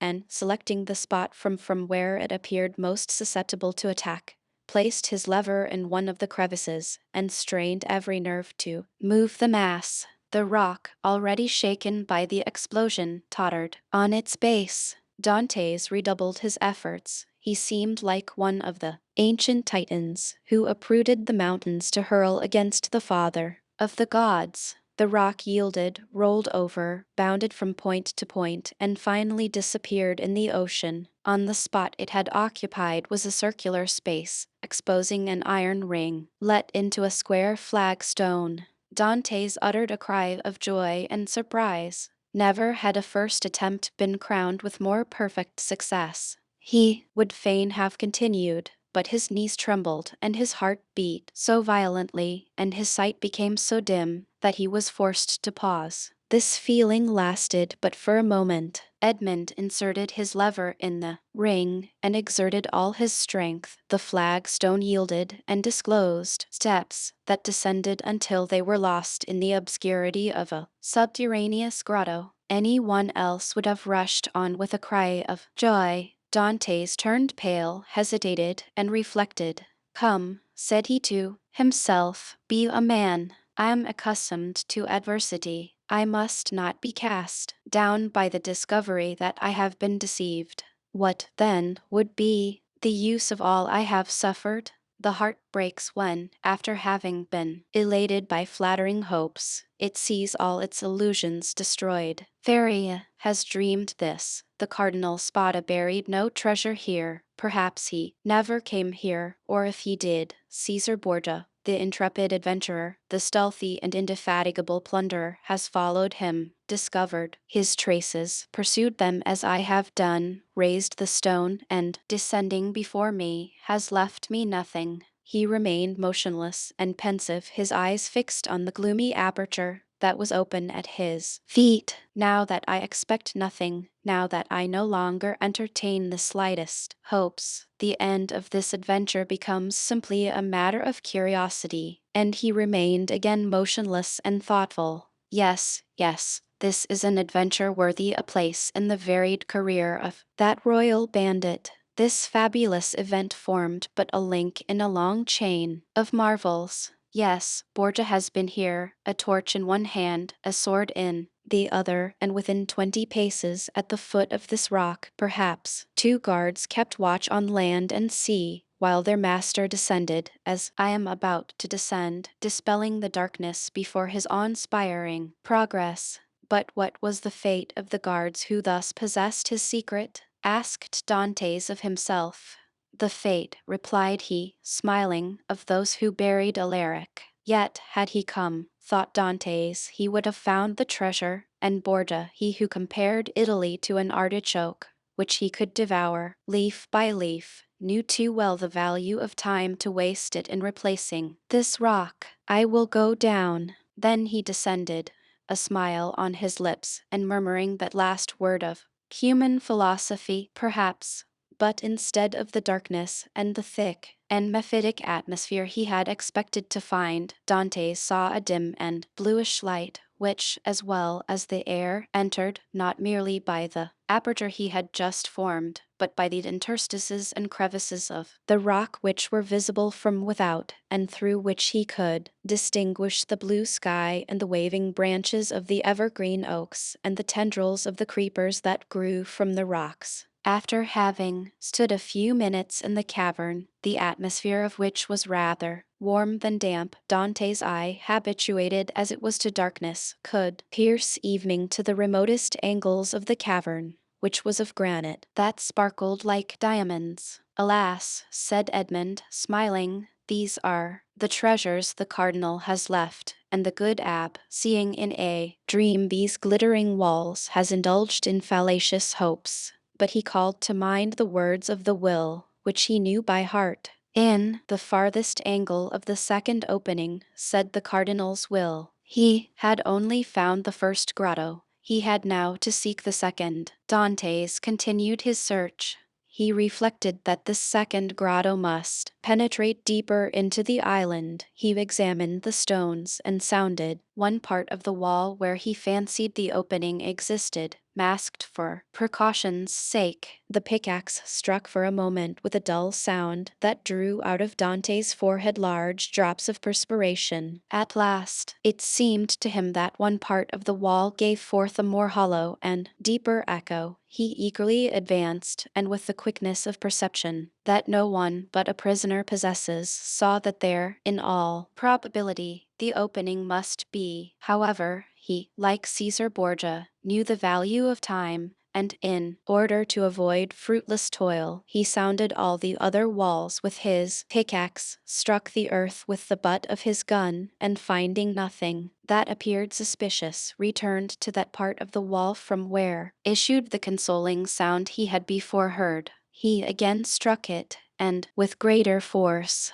Then a singular thing occurred. As he struck the wall, pieces of stucco similar to that used in the groundwork of arabesques broke off and fell to the ground in flakes, exposing a large, white stone. The aperture of the rock had been closed with stones. Then, this stucco had been applied and painted to imitate granite. Dantes struck with the sharp end of his pickaxe, which entered some way between the interstices. It was there he must dig, but by some strange play of emotion, in proportion as the proofs that Feria had not been deceived became stronger, so did his heart give way, and a feeling of discouragement stole over him. This last proof, instead of giving him fresh strength, deprived him of it. The pickaxe descended, or rather, fell. He placed it on the ground, passed his hand over his brow, and remounted the stairs, alleging to himself, as an excuse, a desire to be assured that no one was watching him, but in reality because he felt that he was about to faint.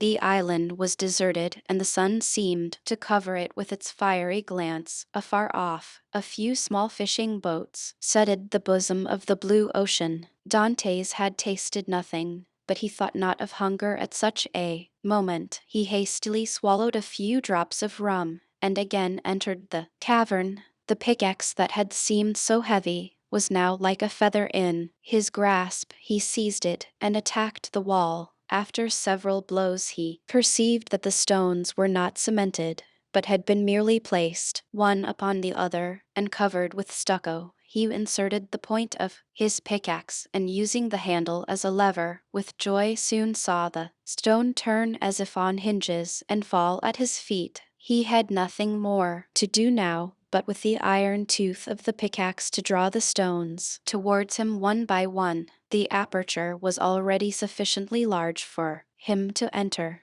but by waiting he could still cling to hope and retard the certainty of deception. At last, after renewed hesitation, Dantes entered the second grotto. The second grotto was lower and more gloomy than the first. The air that could only enter by the newly formed opening had the mephitic smell Dantes was surprised not to find in the outer cavern. He waited in order to allow pure air to displace the foul atmosphere, and then went on. At the left of the opening was a dark and deep angle, but to Dante's eye there was no darkness. He glanced around this second grotto. It was, like the first, empty. The treasure, if it existed, was buried in this corner. The time had, at length arrived, 2 feet of earth removed, and Dante's fate would be decided. He advanced towards the angle, and summoning all his resolution, attacked the ground with the pickaxe.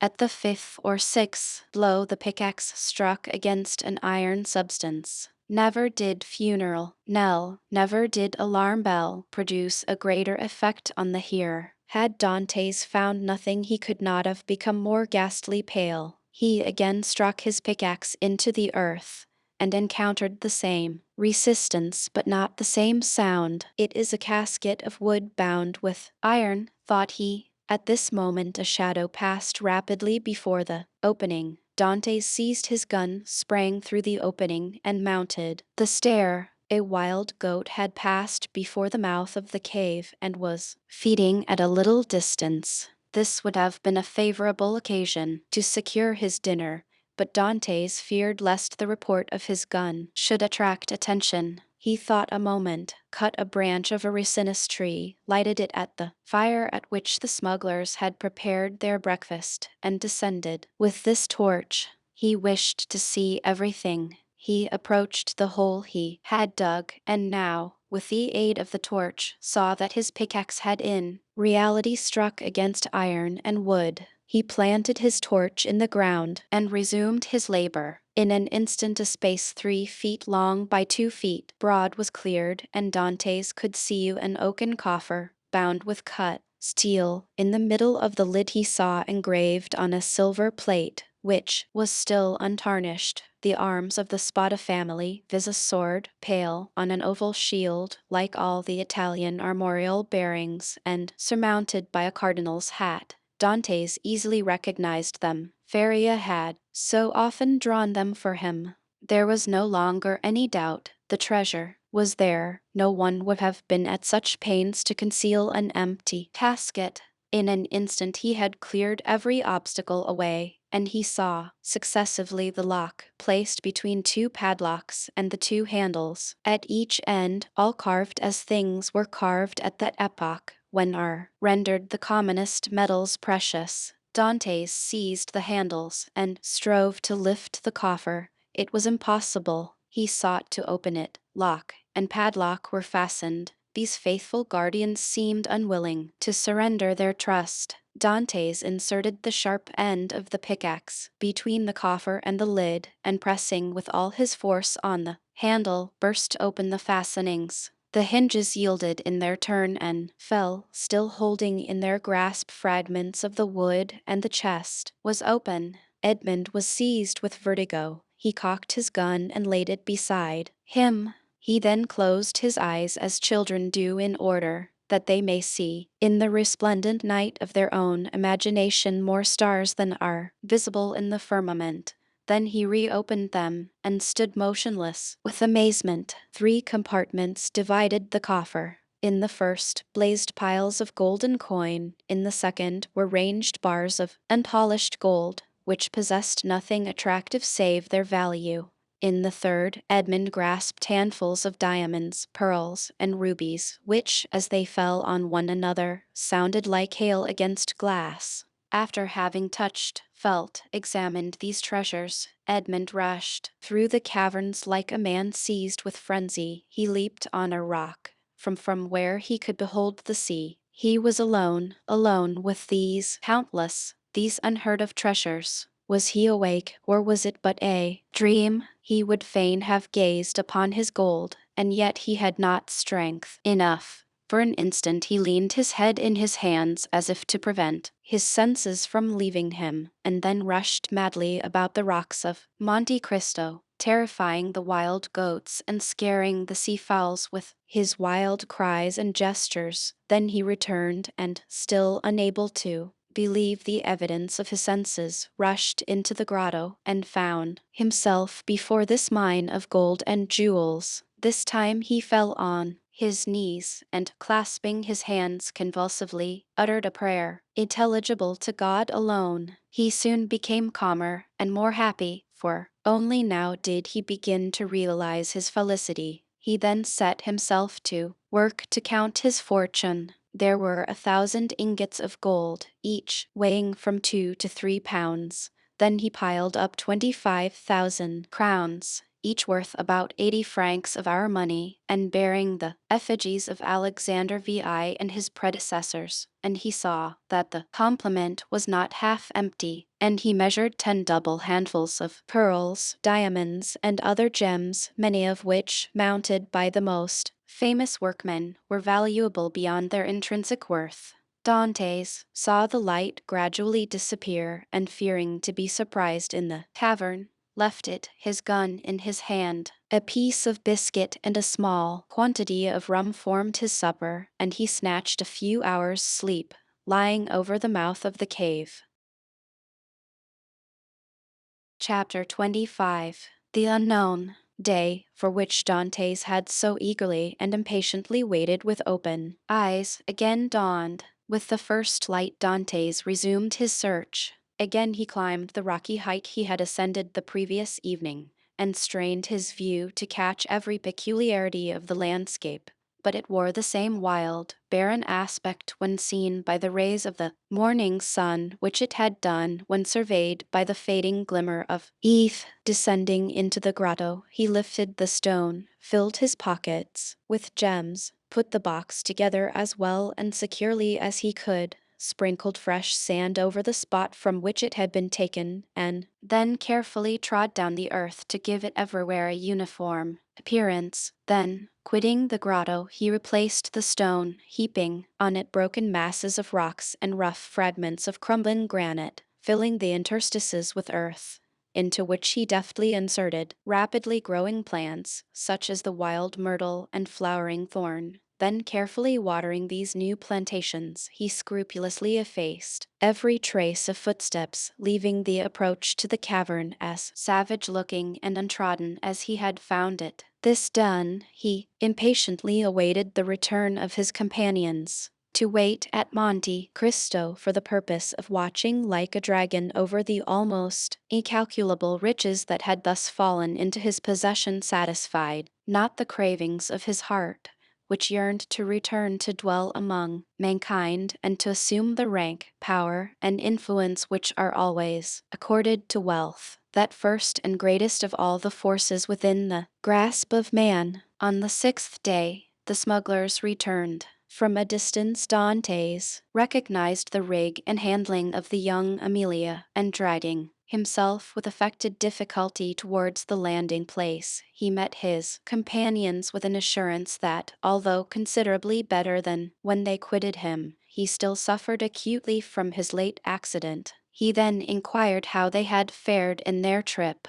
To this question the smugglers replied that, although successful in landing their cargo in safety, they had scarcely done so when they received intelligence that a guardship had just quitted the port of Toulon and was crowding all sail towards them. This obliged them to make all the speed they could to evade the enemy, when they could but lament the absence of Dantes, whose superior skill in the management of a vessel would have availed them so materially. In fact, the pursuing vessel had almost overtaken them, when, fortunately, night came on and enabled them to double the Cape of Corsica, and so elude all further pursuit. Upon the whole, however, the trip had been sufficiently successful to satisfy all concerned, while the crew, and particularly Jacopo, expressed great regrets that Dantes had not been an equal sharer with themselves in the profits, which amounted to no less a sum than 50 piasters each.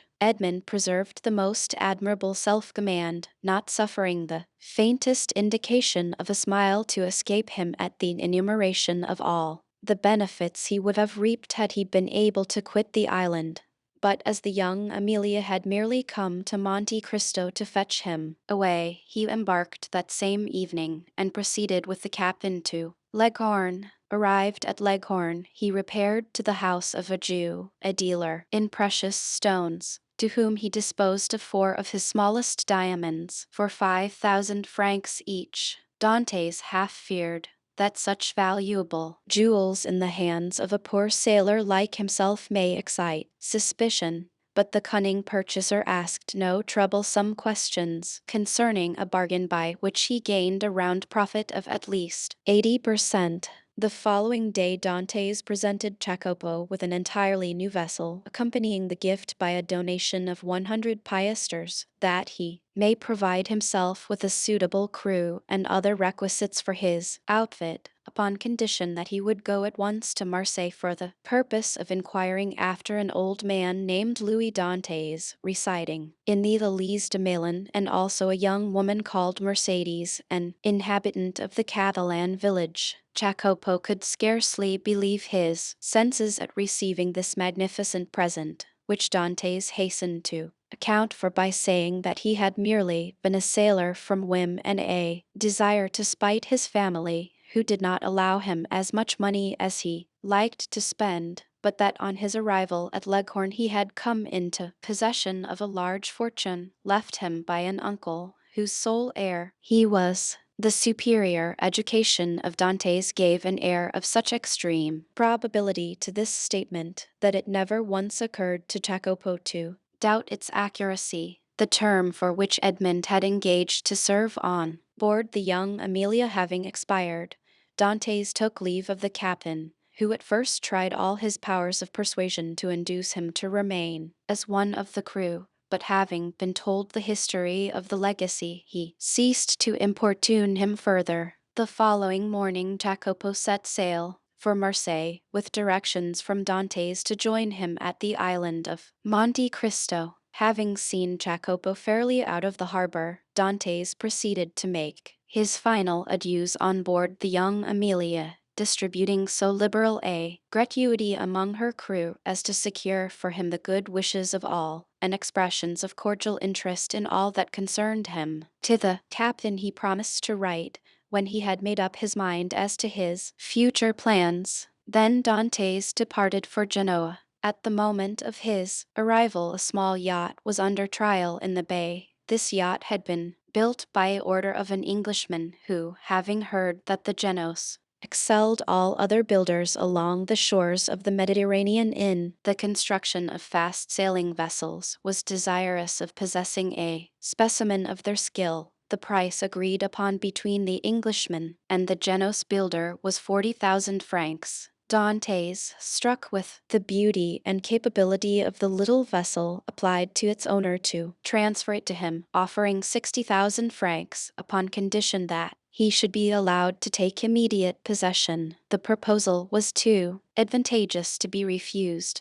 the more so as the person for whom the yacht was intended had gone upon a tour through Switzerland and was not expected back in less than 3 weeks or a month, by which time the builder reckoned upon being able to complete another. A bargain was therefore struck. Dantes led the owner of the yacht to the dwelling of a Jew, retired with the latter for a few minutes to a small back parlor, and upon their return the Jew counted out to the shipbuilder the sum of 60,000 francs in bright gold pieces. The delighted builder then offered his services in providing a suitable crew for the little vessel, but this Dantes declined with many thanks, saying he was accustomed to cruise about quite alone, and his principal pleasure consisted in managing his yacht himself. The only thing the builder could oblige him in would be to contrive a sort of secret closet in the cabin at his bed's head, the closet to contain 3 divisions, so constructed as to be concealed from all but himself.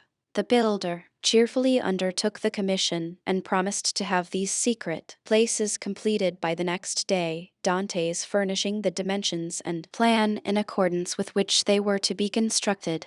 The following day Dantes sailed with his yacht from Genoa, under the inspection of an immense crowd drawn together by curiosity to see the rich Spanish nobleman who preferred managing his own yacht. But their wonder was soon changed to admiration at seeing the perfect skill with which Dantes handled the helm. The boat, truly, seemed to be animated with almost human intelligence, so promptly did it obey the slightest touch, and Dantes required but a short trial of his beautiful craft to acknowledge that the Genoese had not without reason attained their high reputation in the art of shipbuilding. The spectators followed the little vessel with their eyes as long as it remained visible. They then turned their conjectures upon her probable destination. Some insisted she was making for Corsica, others the island of Elba. Bets were offered to any amount that she was bound for Spain,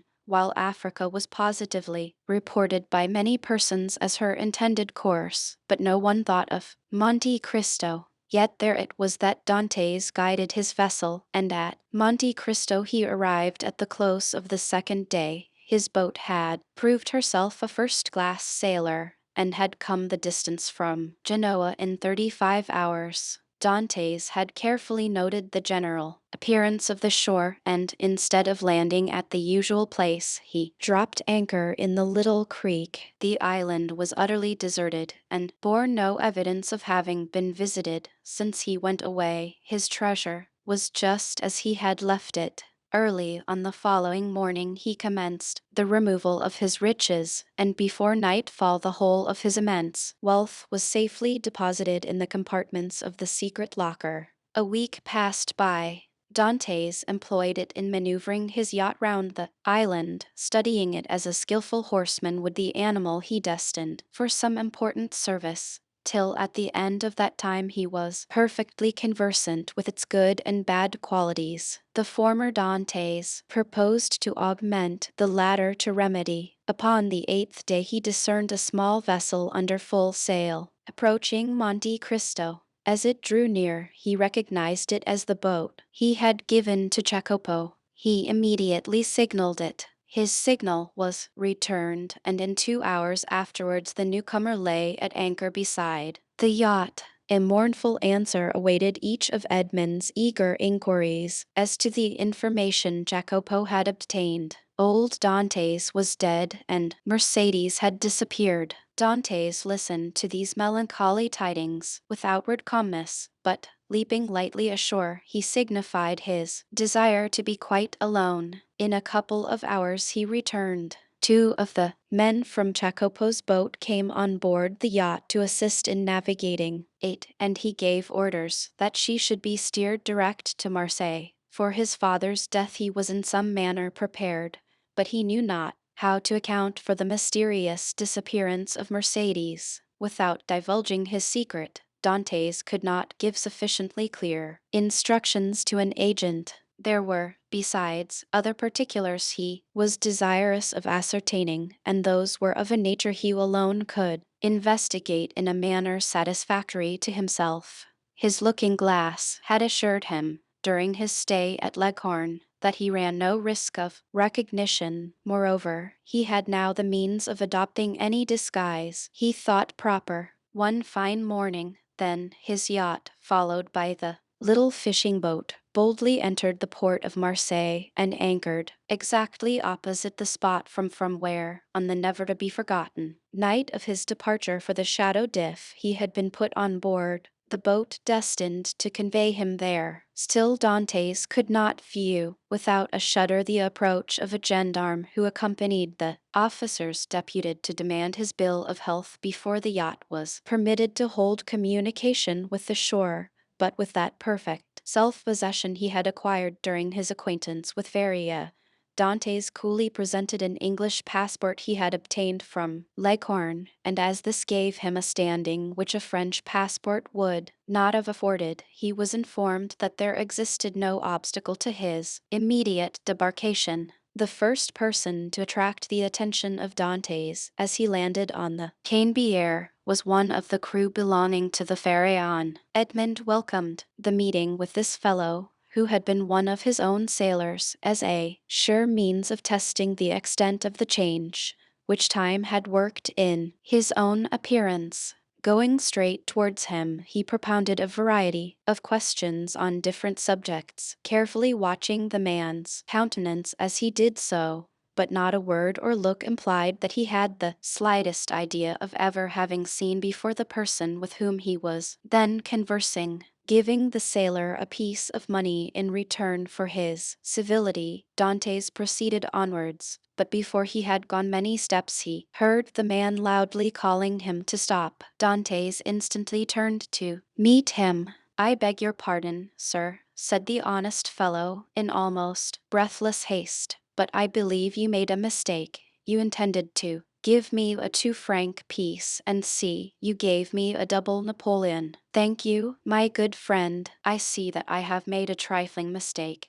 as you say, but by way of rewarding your honesty I give you another double Napoleon, that you may drink to my health and be able to ask your messmates to join you." So extreme was the surprise of the sailor that he was unable even to thank Edmund, whose receding figure he continued to gaze after in speechless astonishment. "Some nabob from India," was his comment. Dantes, meanwhile, went on his way. Each step he trod oppressed his heart with fresh emotion. His first and most indelible recollections were there, not a tree, not a street, that he passed but seemed filled with dear and cherished memories. and thus he proceeded onwards till he arrived at the end of the Rue de Noailles, from where a full view of the Elise de Melun was obtained. At this spot, so pregnant with fond and filial remembrances, his heart beat almost to bursting, his knees tottered under him, a mist floated over his sight, and had he not clung for support to one of the trees, he would inevitably have fallen to the ground and been crushed beneath the many vehicles continually passing. There, recovering himself, however, he wiped the perspiration from his brows, and stopped not again till he found himself at the door of the house in which his father had lived. The nasturtiums and other plants, which his father had delighted to train before his window, had all disappeared from the upper part of the house. Leaning against the tree, he gazed thoughtfully for a time at the upper stories of the shabby little house. Then he advanced to the door and asked whether there were any rooms to be let. Though answered in the negative, he begged so earnestly to be permitted to visit those on the 5th floor that, in despite of the often repeated assurance of the concierge that they were occupied, Dantes succeeded in inducing the man to go up to the tenants and ask permission for a gentleman to be allowed to look at them. The tenants of the humble lodging were a young couple who had been scarcely married a week, and seeing them, Dantes sighed heavily. Nothing in the 2 small chambers forming the apartments remained as it had been in the time of the elder Dantes. The very paper was different, while the articles of antiquated furniture with which the rooms had been filled in Edmund's time had all disappeared. The 4 walls alone remained as he had left them. The bed belonging to the present occupants was placed as the former owner of the chamber had been accustomed to have his, and in spite of his efforts to prevent it, the eyes of Edmund were suffused in tears as he reflected that on that spot the old man had breathed his last, vainly calling for his son. The young couple gazed with astonishment at the sight of their visitor's emotion, and wondered to see the large tears silently chasing each other down his otherwise stern and immovable features. But they felt the sacredness of his grief, and kindly refrained from questioning him as to its cause, while, with instinctive delicacy, they left him to indulge his sorrow alone. When he withdrew from the scene of his painful recollections, they both accompanied him downstairs, reiterating their hope that he would come again whenever he pleased, and assuring him that their poor dwelling would ever be open to him. As Edmund passed the door on the 4th floor, he paused to inquire whether Cedros the tailor still dwelt there, but he received, for reply, that the person in question had got into difficulties, and at the present time kept a small inn on the route from Bellegarde to Beaucaire. Having obtained the address of the person to whom the house in the Elise de Melun belonged, Dantes next proceeded there, and under the name of Lord Wilmore, the name and title inscribed on his passport, purchased the small dwelling for the sum of 25,000 francs, at least 10,000 more than it was worth. But had its owner asked 500,000, it would unhesitatingly have been given. The very same day the occupants of the apartments on the 5th floor of the house, now become the property of Dantes, were duly informed by the notary who had arranged the necessary transfer of deeds, etc., that the new landlord gave them their choice of any of the rooms in the house without the least augmentation of rent, upon condition of their giving instant possession of the 2 small chambers they at present inhabited. This strange event aroused great wonder and curiosity in the neighborhood of the Elise de Melun, and a multitude of theories were afloat, none of which was anywhere near the truth. But what raised public astonishment to a climax, and set all conjecture at defiance, was the knowledge that the same stranger who had in the morning visited the Elise de Melun had been seen in the evening walking in the little village of the Catalans, and afterwards observed to enter a poor fisherman's hut, and to pass more than an hour in inquiring after persons who had either been dead or gone away for more than 15 or 16 years. But on the following day the family from whom all these particulars had been asked received a handsome present, consisting of an entirely new fishing boat, with 2 seines and a tender. Chapter 26. The Pont du Gard Inn. Such of my readers as have made a pedestrian excursion to the south of France may perhaps have noticed, about midway between the town of Beaucaire and the village of Bellegarde, a little nearer to the former than to the latter, a small roadside inn, from the front of which hung, creaking and flapping in the wind, a sheet of tin covered with a grotesque representation of the Pont du Gard.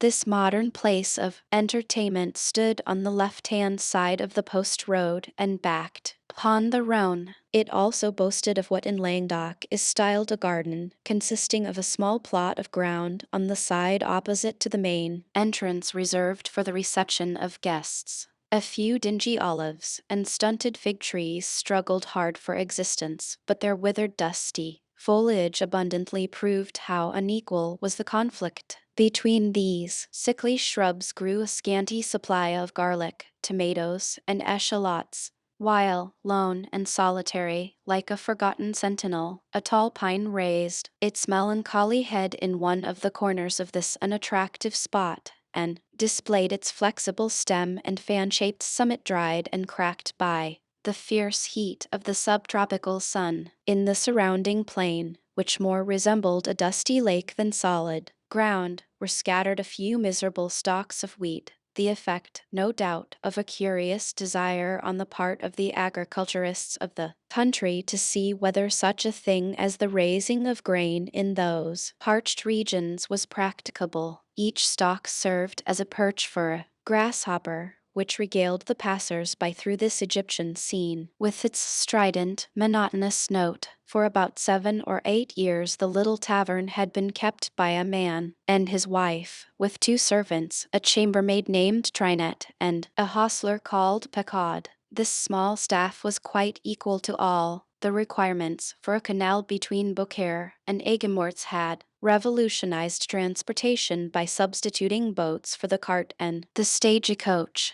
And, as though to add to the daily misery which this prosperous canal inflicted on the unfortunate innkeeper, whose utter ruin it was fast accomplishing, it was situated between the Rhone from which it had its source and the post road it had depleted, not 100 steps from the inn, of which we have given a brief but faithful description. The innkeeper himself was a man of from 40 to 55 years of age, tall, strong, and bony, a perfect specimen of the natives of those southern latitudes. He had dark, sparkling, and deep-set eyes, hooked nose, and teeth white as those of a carnivorous animal. His hair, like his beard, which he wore under his chin, was thick and curly, and in spite of his age, but slightly interspersed with a few silvery threads. His naturally dark complexion had assumed a still further shade of brown, from the habit the unfortunate man had acquired of stationing himself from morning till eve at the threshold of his door, on the lookout for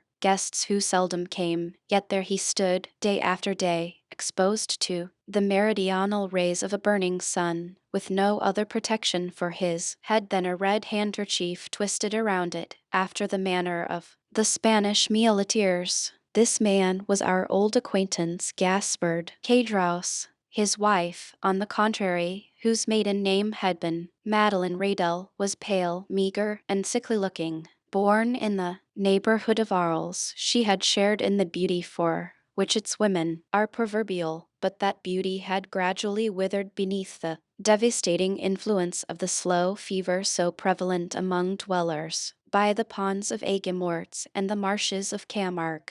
She remained nearly always in her second-floor chamber, shivering in her chair, or stretched languid and feeble on her bed, while her husband kept his daily watch at the door, a duty he performed with so much the greater willingness, as it saved him the necessity of listening to the endless plaints and murmurs of his helpmate, who never saw him without breaking out into bitter invectives against fate, to all of which her husband would calmly return an unvarying reply, in these philosophic words: "Hush, La Carconte, it is God's pleasure that things should be so." The sobriquet of La Carconte had been bestowed on Madeleine Radel from the fact that she had been born in a village, so called, situated between Ceylon and Lambesc, and as a custom existed among the inhabitants of that part of France where Cadros lived of styling every person by some particular and distinctive appellation her husband had bestowed on her the name of La Carconte in place of her sweet and euphonious name of Madeline, which, in all probability, his rude guttural language would not have enabled him to pronounce. Still, let it not be supposed that amid this affected resignation to the will of Providence, the unfortunate innkeeper did not writhe under the double misery of seeing the hateful canal carry off his customers and his profits, and the daily infliction of his peevish partner's murmurs and lamentations. Like other dwellers in the South, he was a man of sober habits and moderate desires, but fond of external show, vain, and addicted to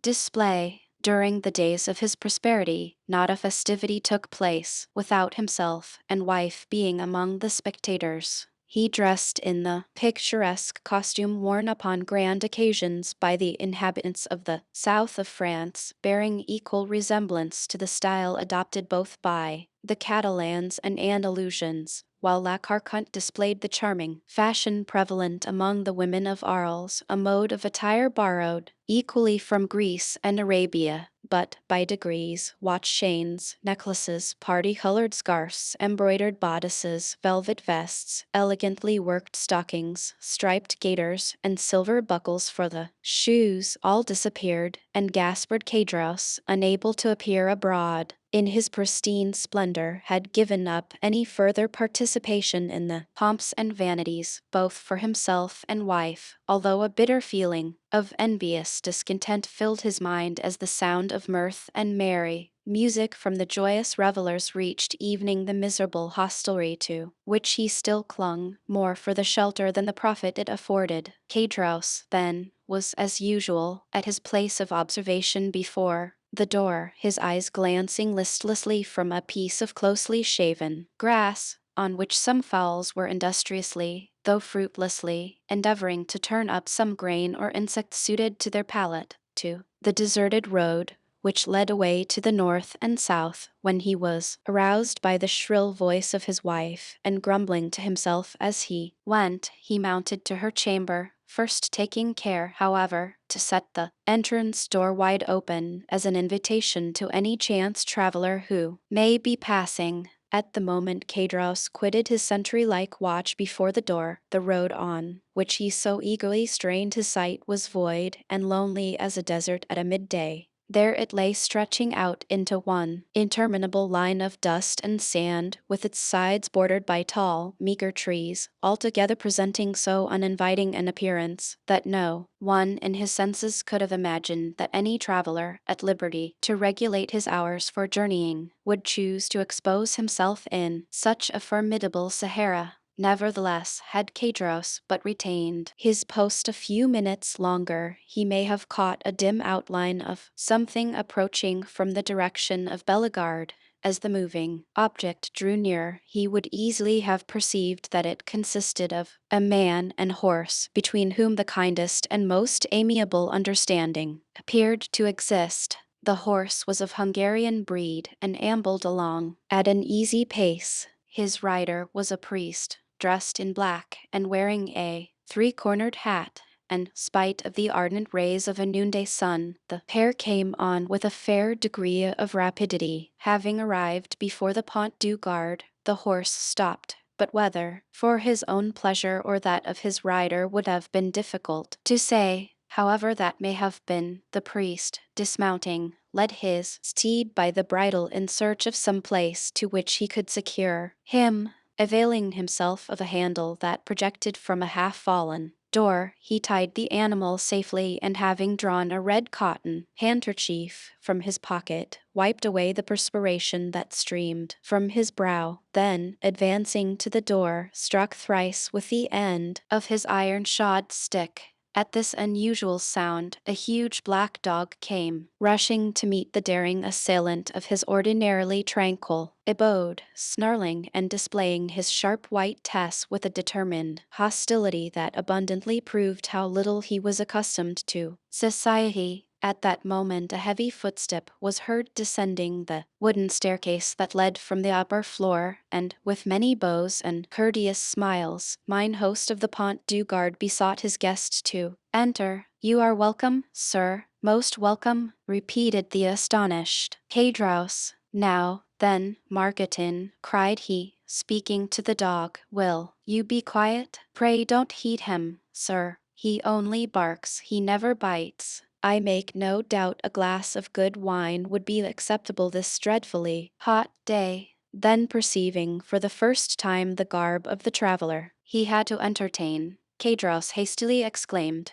"1,000 pardons. I really did not observe whom I had the honor to receive under my poor roof. What would the abb please to have? What refreshment can I offer? All I have is at his service." The priest gazed on the person addressing him with a long and searching gaze. Their evening seemed a disposition on his part to court a similar scrutiny on the part of the innkeeper. Then, observing in the countenance of the latter no other expression than extreme surprise at his own want of attention to an inquiry so courteously worded, he deemed it as well to terminate this dumb show, and therefore said, speaking with a strong Italian accent, "You are, I presume, M. Cadros?" "Yes, sir," answered the host, evening more surprised at the question than he had been by the silence which had preceded it. "I am Gaspard Cadros, at your service." "Gaspard Cadros," rejoined the priest.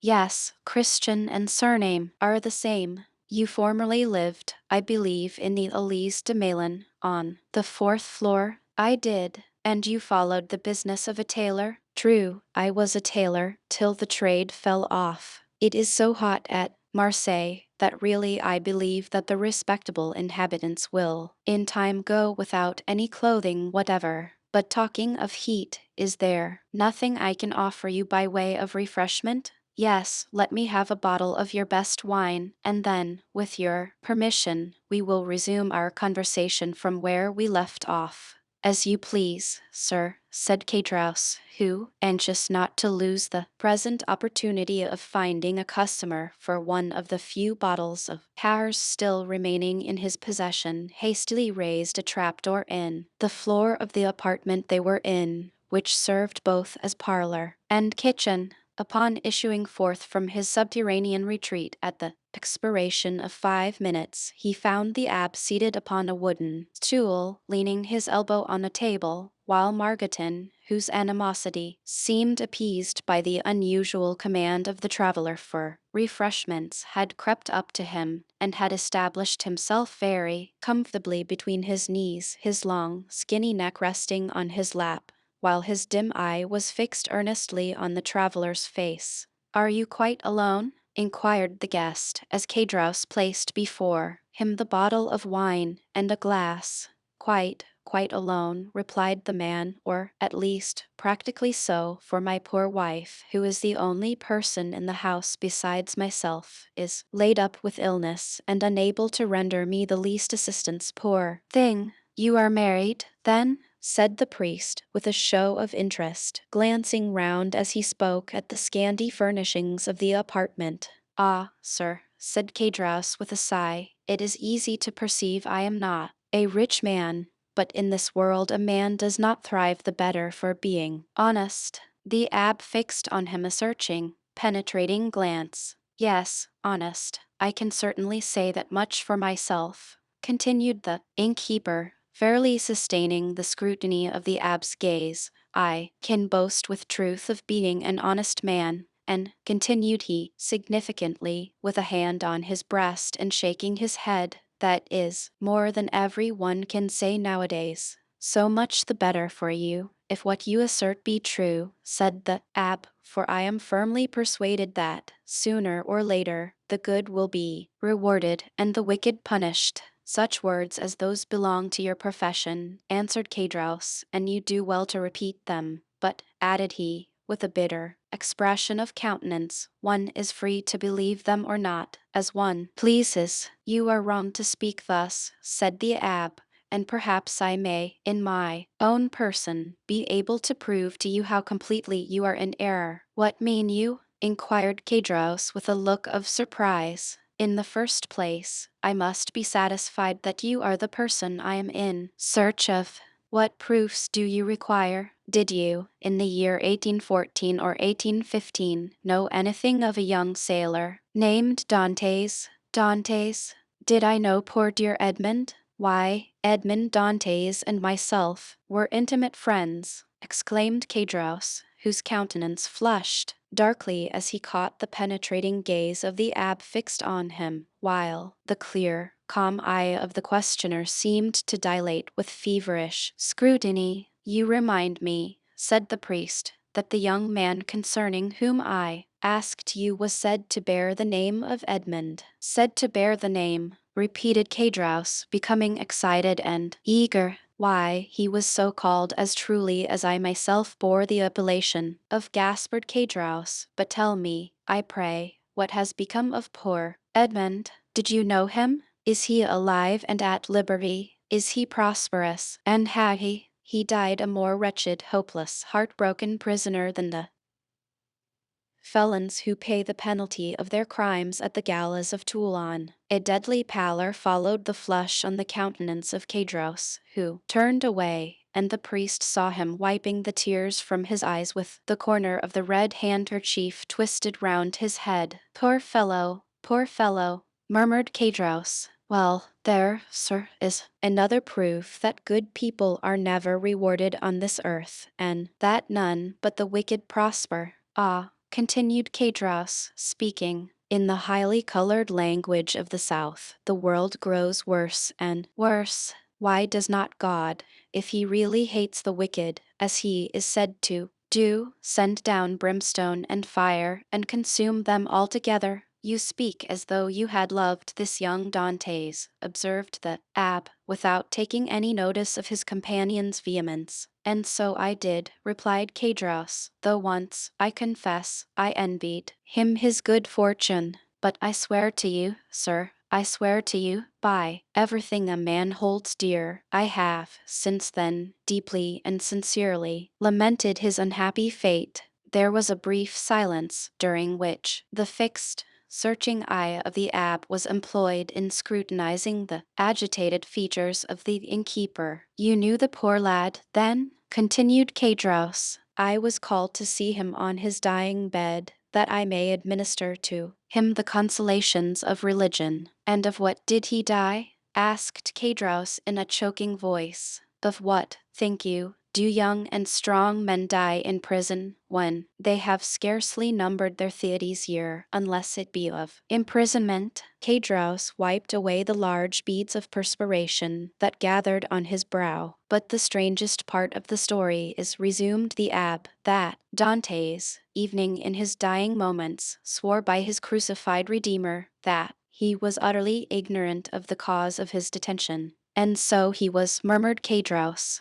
How should he have been otherwise? Ah, sir, the poor fellow told you the truth, and for that reason he besought me to try and clear up a mystery he had never been able to penetrate, and to clear his memory should any foul spot or stain have fallen on it. And here the look of the abb, becoming more and more fixed, seemed to rest with ill-concealed satisfaction on the gloomy depression which was rapidly spreading over the countenance of Cadros. A rich Englishman, continued the abb, who had been his companion in misfortune, but had been released from prison during the second restoration, was possessed of a diamond of immense value. This jewel he bestowed on Dantes upon himself quitting the prison, as a mark of his gratitude for the kindness and brotherly care with which Dantes had nursed him in a severe illness he underwent during his confinement. Instead of employing this diamond in attempting to bribe his jailers, who may only have taken it and then betrayed him to the governor, Dantes carefully preserved it,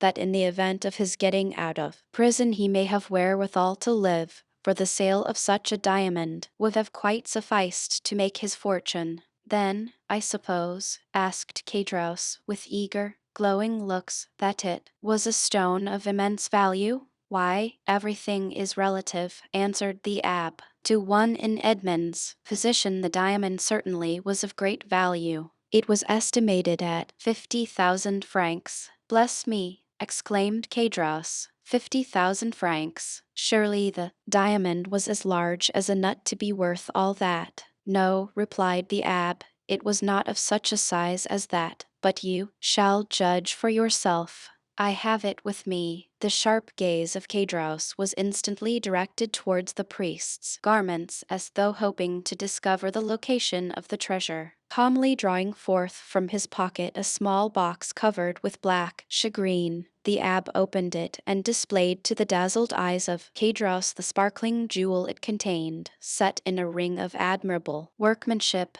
And that diamond, cried Cadros, almost breathless, with eager admiration, you say, is worth 50,000 francs. It is, without the setting, which is also valuable, replied the abb, as he closed the box and returned it to his pocket, while its brilliant hues seemed still to dance before the eyes of the fascinated innkeeper. But how comes the diamond in your possession, sir? Did Edmund make you his heir? No, merely his testamentary executor. I once possessed 4 dear and faithful friends, besides the maiden to whom I was betrothed, he said, and I feel convinced they have all unfeignedly grieved over my loss. The name of one of the 4 friends is Cadros. The innkeeper shivered. Another of the number, continued the abb, without seeming to notice. The emotion of Cadros is called Danglars, and the third, in spite of being my rival, entertained a very sincere affection for me.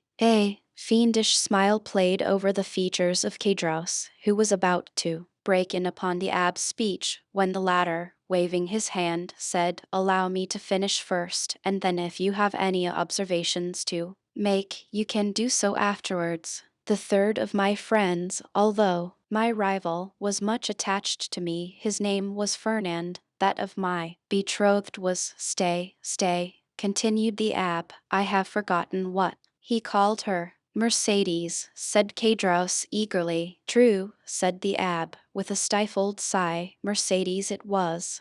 Go on, urged Cadros. Bring me a carafe of water, said the abb. Cadros quickly performed the stranger's bidding, and after pouring some into a glass and slowly swallowing its contents, the abb, resuming his usual placidity of manner, said, as he placed his empty glass on the table, "Where did we leave off?" The name of Edmund's betrothed was Mercedes. To be sure, you will go to Marseille, said Dantes, for you understand. I repeat his words just as he uttered them. Do you understand? Perfectly. You will sell this diamond. You will divide the money into 5 equal parts and give an equal portion to these good friends, the only persons who have loved me upon earth. But why into 5 parts? Asked Cadros. You only mentioned 4 persons, because the 5th is dead, as I hear. The 5th share in Edmund's bequest was his own father. Too true, ejaculated Cadros, almost suffocated by the contending passions which assailed him. The poor old man did die. I learned so much at Marseille, replied the abb, making a strong effort to appear indifferent. But from the length of time that has elapsed since the death of the elder Dantes, I was unable to obtain any particulars of his end. Can you enlighten me on that point? I do not know who could if I could not, said Cadros. Why, I lived almost on the same floor with the poor old man. Ah, yes, about a year after the disappearance of his son the poor old man died. Of what did he die? Why, the doctors called his complaint gastroenteritis, I believe. His acquaintances say he died of grief, but I, who saw him in his dying moments, I say he died of— Cadros paused. Of what? Asked the priest, anxiously and eagerly. Why, of downright starvation. Starvation, exclaimed the abb, springing from his seat. Why, the vilest animals are not suffered to die by such a death as that. The very dogs that wander houseless and homeless in the streets find some pitying hand to cast them a mouthful of bread, and that a man, a Christian, should be allowed to perish of hunger in the amid of other men who call themselves Christians is too horrible for belief. Oh, it is impossible, utterly impossible. What I have said, answered Kadros. And you are a fool for having said anything about it, said a voice from the top of the stairs. Why should you meddle with what does not concern you? The two men turned quickly and saw the sickly countenance of La Carcant peering between the baluster rails. Attracted by the sound of voices, she had feebly dragged herself down the stairs and, seated on the lower step, head on knees, she had listened to the foregoing conversation. Mind your own business, wife, replied Kadros sharply. This gentleman asks me for information, which common politeness will not permit me to refuse. Politeness, you simpleton, retorted La Carcant. What have you to do with politeness, I should like to know? Better study a little common prudence. How do you know the motives that person may have for trying to extract all he can from you? I pledge you my word, madam, said the abb, that my intentions are good, and that you husband can incur no risk, provided he answers me candidly. Ah, that's all very fine, retorted the woman. Nothing is easier than to begin with fair promises and assurances of nothing to fear.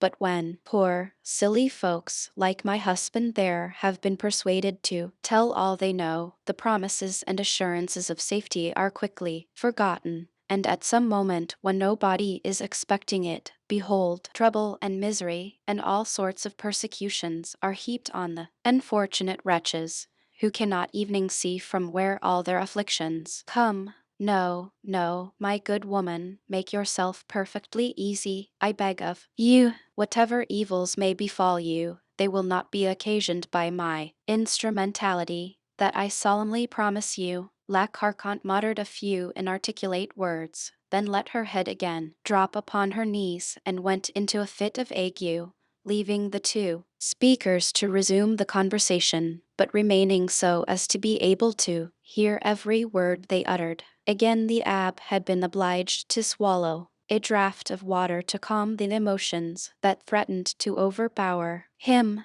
When he had sufficiently recovered himself, he said, "It appears, then, that the miserable old man you were telling me of was forsaken by every one. Surely, had not such been the case, he would not have perished by so dreadful a death." "Why, he was not altogether forsaken," continued Kadros, "for Mercedes the Catalan and Monsieur Morel were very kind to him, but somehow the poor old man had contracted a profound hatred for Fernand, the very person," added Kadros with a bitter smile, "that you named just now as being one of Dante's faithful and attached friends." "And was he not so?" asked the abb.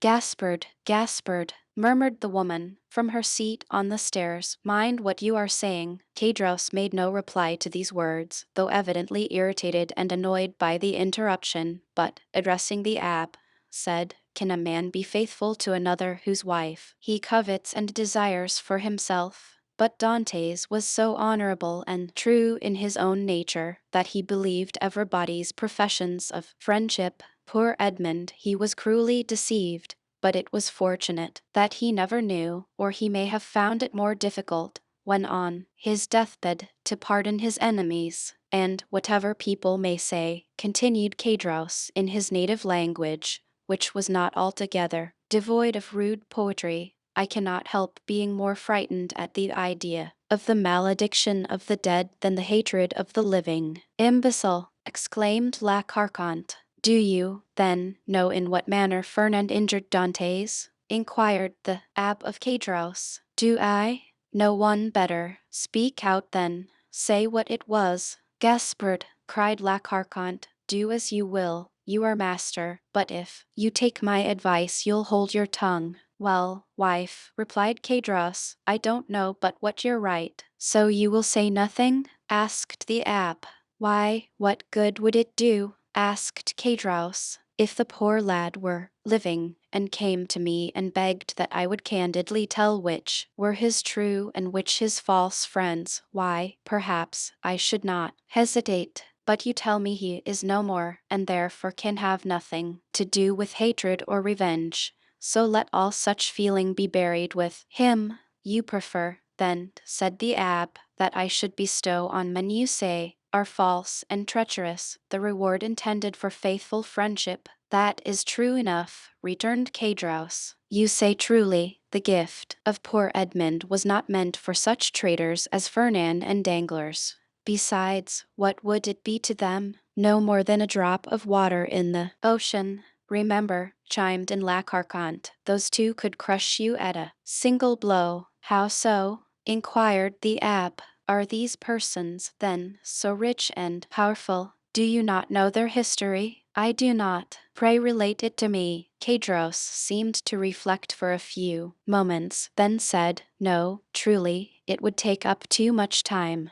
Well, my good friend, returned the abbé in a tone that indicated utter indifference on his part, you are at liberty either to speak or be silent, just as you please. For my own part, I respect your scruples and admire your sentiments, so let the matter end. I shall do my duty as conscientiously as I can, and fulfill my promise to the dying man. My first business will be to dispose of this diamond. So saying, the abbé again drew the small box from his pocket, opened it, and contrived to hold it in such a light that a bright flash of brilliant hues passed before the dazzled gaze of Cadros. Wife, wife, cried he in a hoarse voice, come here. Diamond, exclaimed La Carconte, rising and descending to the chamber with a tolerably firm step. What diamond are you talking about? Why, did you not hear all we said?